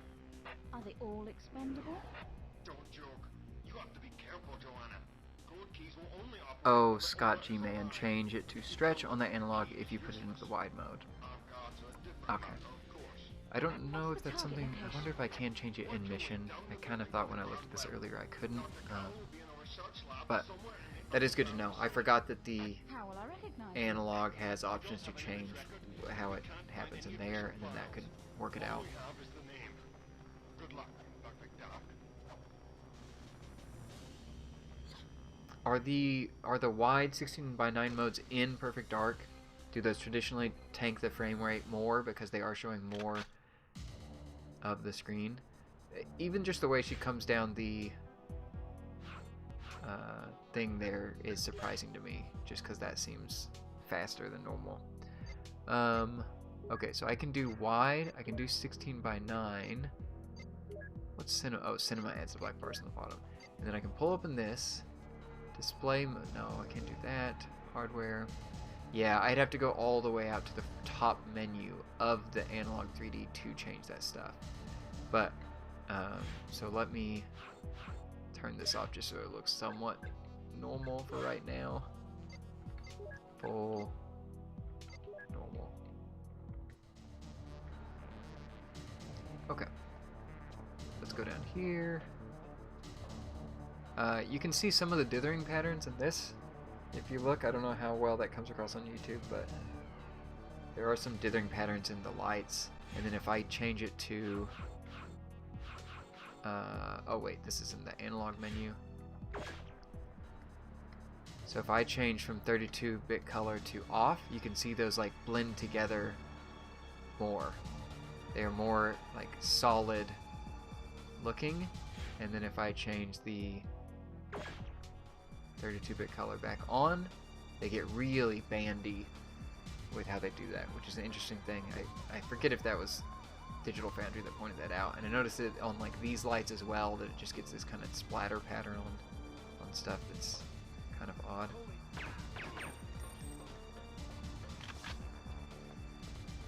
But especially when I was recording footage for this, I think that was yesterday, just at a weird time. I didn't have time to actually do a stream with it, but when there are a bunch of enemies on screen and stuff, it seemed to perform really well. I didn't notice any downsides on the like Unleashed version of this.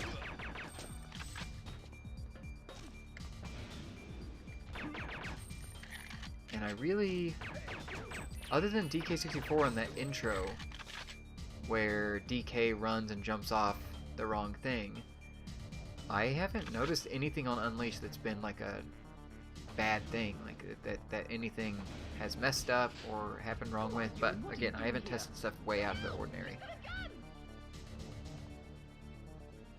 You won't shoot me, foolish child. Don't you know Hey. who I am? And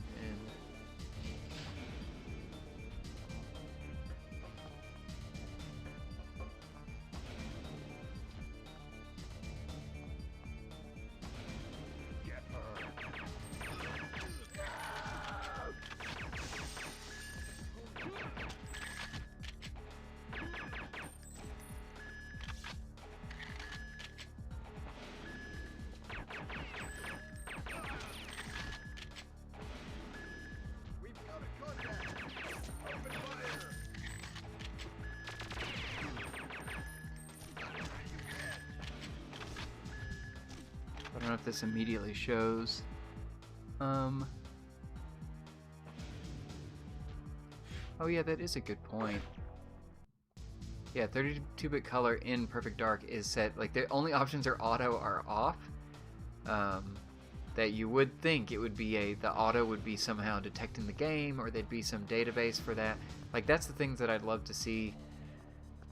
I don't know, more documented. Like if Analogue was like, okay, we've set this up, but we're not going to program it for every game, but you can set up in your like any file or something, or your database file, you can set up that Perfect Dark should have 32-bit off all the time, because it just doesn't work. It doesn't look as good with it. I feel like all that should be out there, that it should be something we could either customize, or that if we're not allowed to customize it, then they would have the support for it and have already set that up. Even if it depends on the person, like have the option to turn it on, off, or have auto go off whatever the database file is, or whatever you set up on there. Real low on health. I'm not gonna make it out of here. How's the blur come across? Cause that looks wild on this. Let's see. Scottman G, yeah, mine is supposed to show up on Friday. It stayed in Amazon's possession, or contractor's possession, almost 3 days, and it finally got underway. Oh, I'm sorry that took so long to go, especially since I guess you saw that they had it, and it just never made it to you.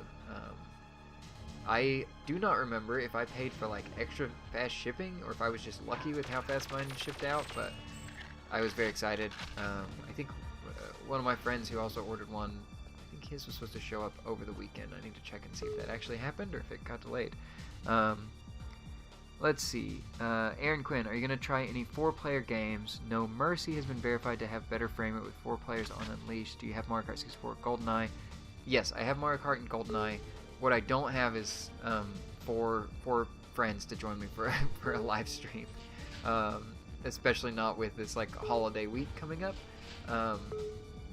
I was hoping to be able to, at some point in the future, just record, have some friends come over, record a bunch of 4-player games on Unleashed and the normal mode, and then do a video that just shows them side by side. Unless somebody does that video way ahead of time, it's harder for me to get everyone scheduled to come over and find time that everyone can join. So I don't have that in the immediate plans, but if I do get people together and do it, I would like to show that, because that's the thing I remember most framing on the 64 was like GoldenEye multiplayer and stuff like that. Just because there were so many people, so many explosions, so many things going on. Even on Perfect Dark on the port that came to Xbox, that gets really crazy with how many explosions, and I don't think it has frame drops, but it's still like hard to parse because there's so much going on. So I'm sure that completely falls apart on the 64, and I'd be interested to see what that looks like on here for sure. It seems like a great test bed for this. It's like rockets mode and everybody shoots at the same time, see how it handles it. But yeah, I mean, look at all these like guys in here, and I feel like it's still holding up really, really nicely. Like, My aim is trash, but it does show a bunch of bullets being sprayed and still working really well. Let's see.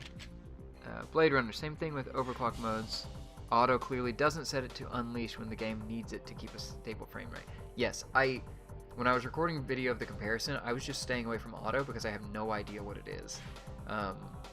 I would love it to, if it was auto, I would love it to say, or to have some confidence on like, okay, this is checking per game, and I just have no idea what auto does right now, on if it is like detecting frame rate dips and then boosting it dynamically, but it doesn't seem to be doing that as far as I can tell.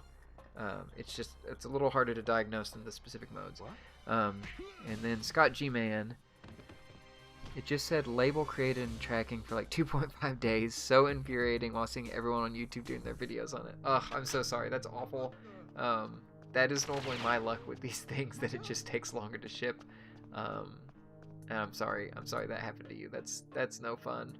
Especially, I feel like all the reviewers dropping their videos was like, okay, cool.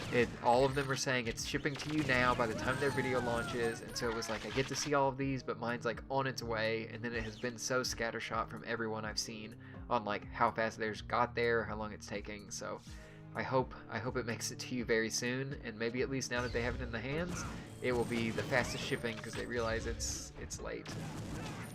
Let's see, Blade Runner. Oh, Scott G-Man in the same boat. Label created, no movement on my order. Oh, I'm so sorry that that's happening to both of y'all. I was hoping that was like, I'm sorry, Scott G-Man. I was hoping that maybe you were the only one, and everywhere else was fine. It was one single mistake, but it seems like a lot of them are stuck, and that sucks. I would definitely be. I mean, I did when the reviews came out that I was watching just a million videos on it, trying to get a feel for it, and I would be doing the same in y'all's shoes. I'm hoping that gets to you soon. But I think this is the end of the stream. Everyone in my house is going to bed, and I need to as well. So I will see everyone later. Let me switch to the view where we can see more here. But yeah, thanks everybody for joining. This has been really cool. Thanks for all the suggestions. And yeah, if anyone has suggestions and watching like the archive, or anyone in here, put it in the chat. Leave a comment for what you'd like me to test, and I'll get it ready and load it up and test it. It seems like there were a couple with the like 4-player modes that people would like to see. A game that I don't remember the name of, but I did take a screenshot of, that somebody mentioned in here. And then it seems like some ROM hacks and stuff would be interesting to see. So I'll try to get that stuff ready, and then yeah, if I have time sometime this week, I will stream that stuff out and do some stuff. And in the meantime, I have been working on capturing this footage just so I can do comparisons in a video that's uploaded at 4K that hopefully is even better quality than what I can possibly stream out, to do some comparisons just to show it. I think it's cool. There are probably other channels out there that are doing better analysis than me, but I'm going to do it anyways because I captured the footage and I think it's neat, and I've never put out a full 4K video, so we'll see what that looks like and how the quality differs, and then I can clear off a bunch of space from my hard drive once I delete that. But yeah. Thanks everybody for watching, and I hope you enjoyed the video, and I'll see y'all next time. Thanks.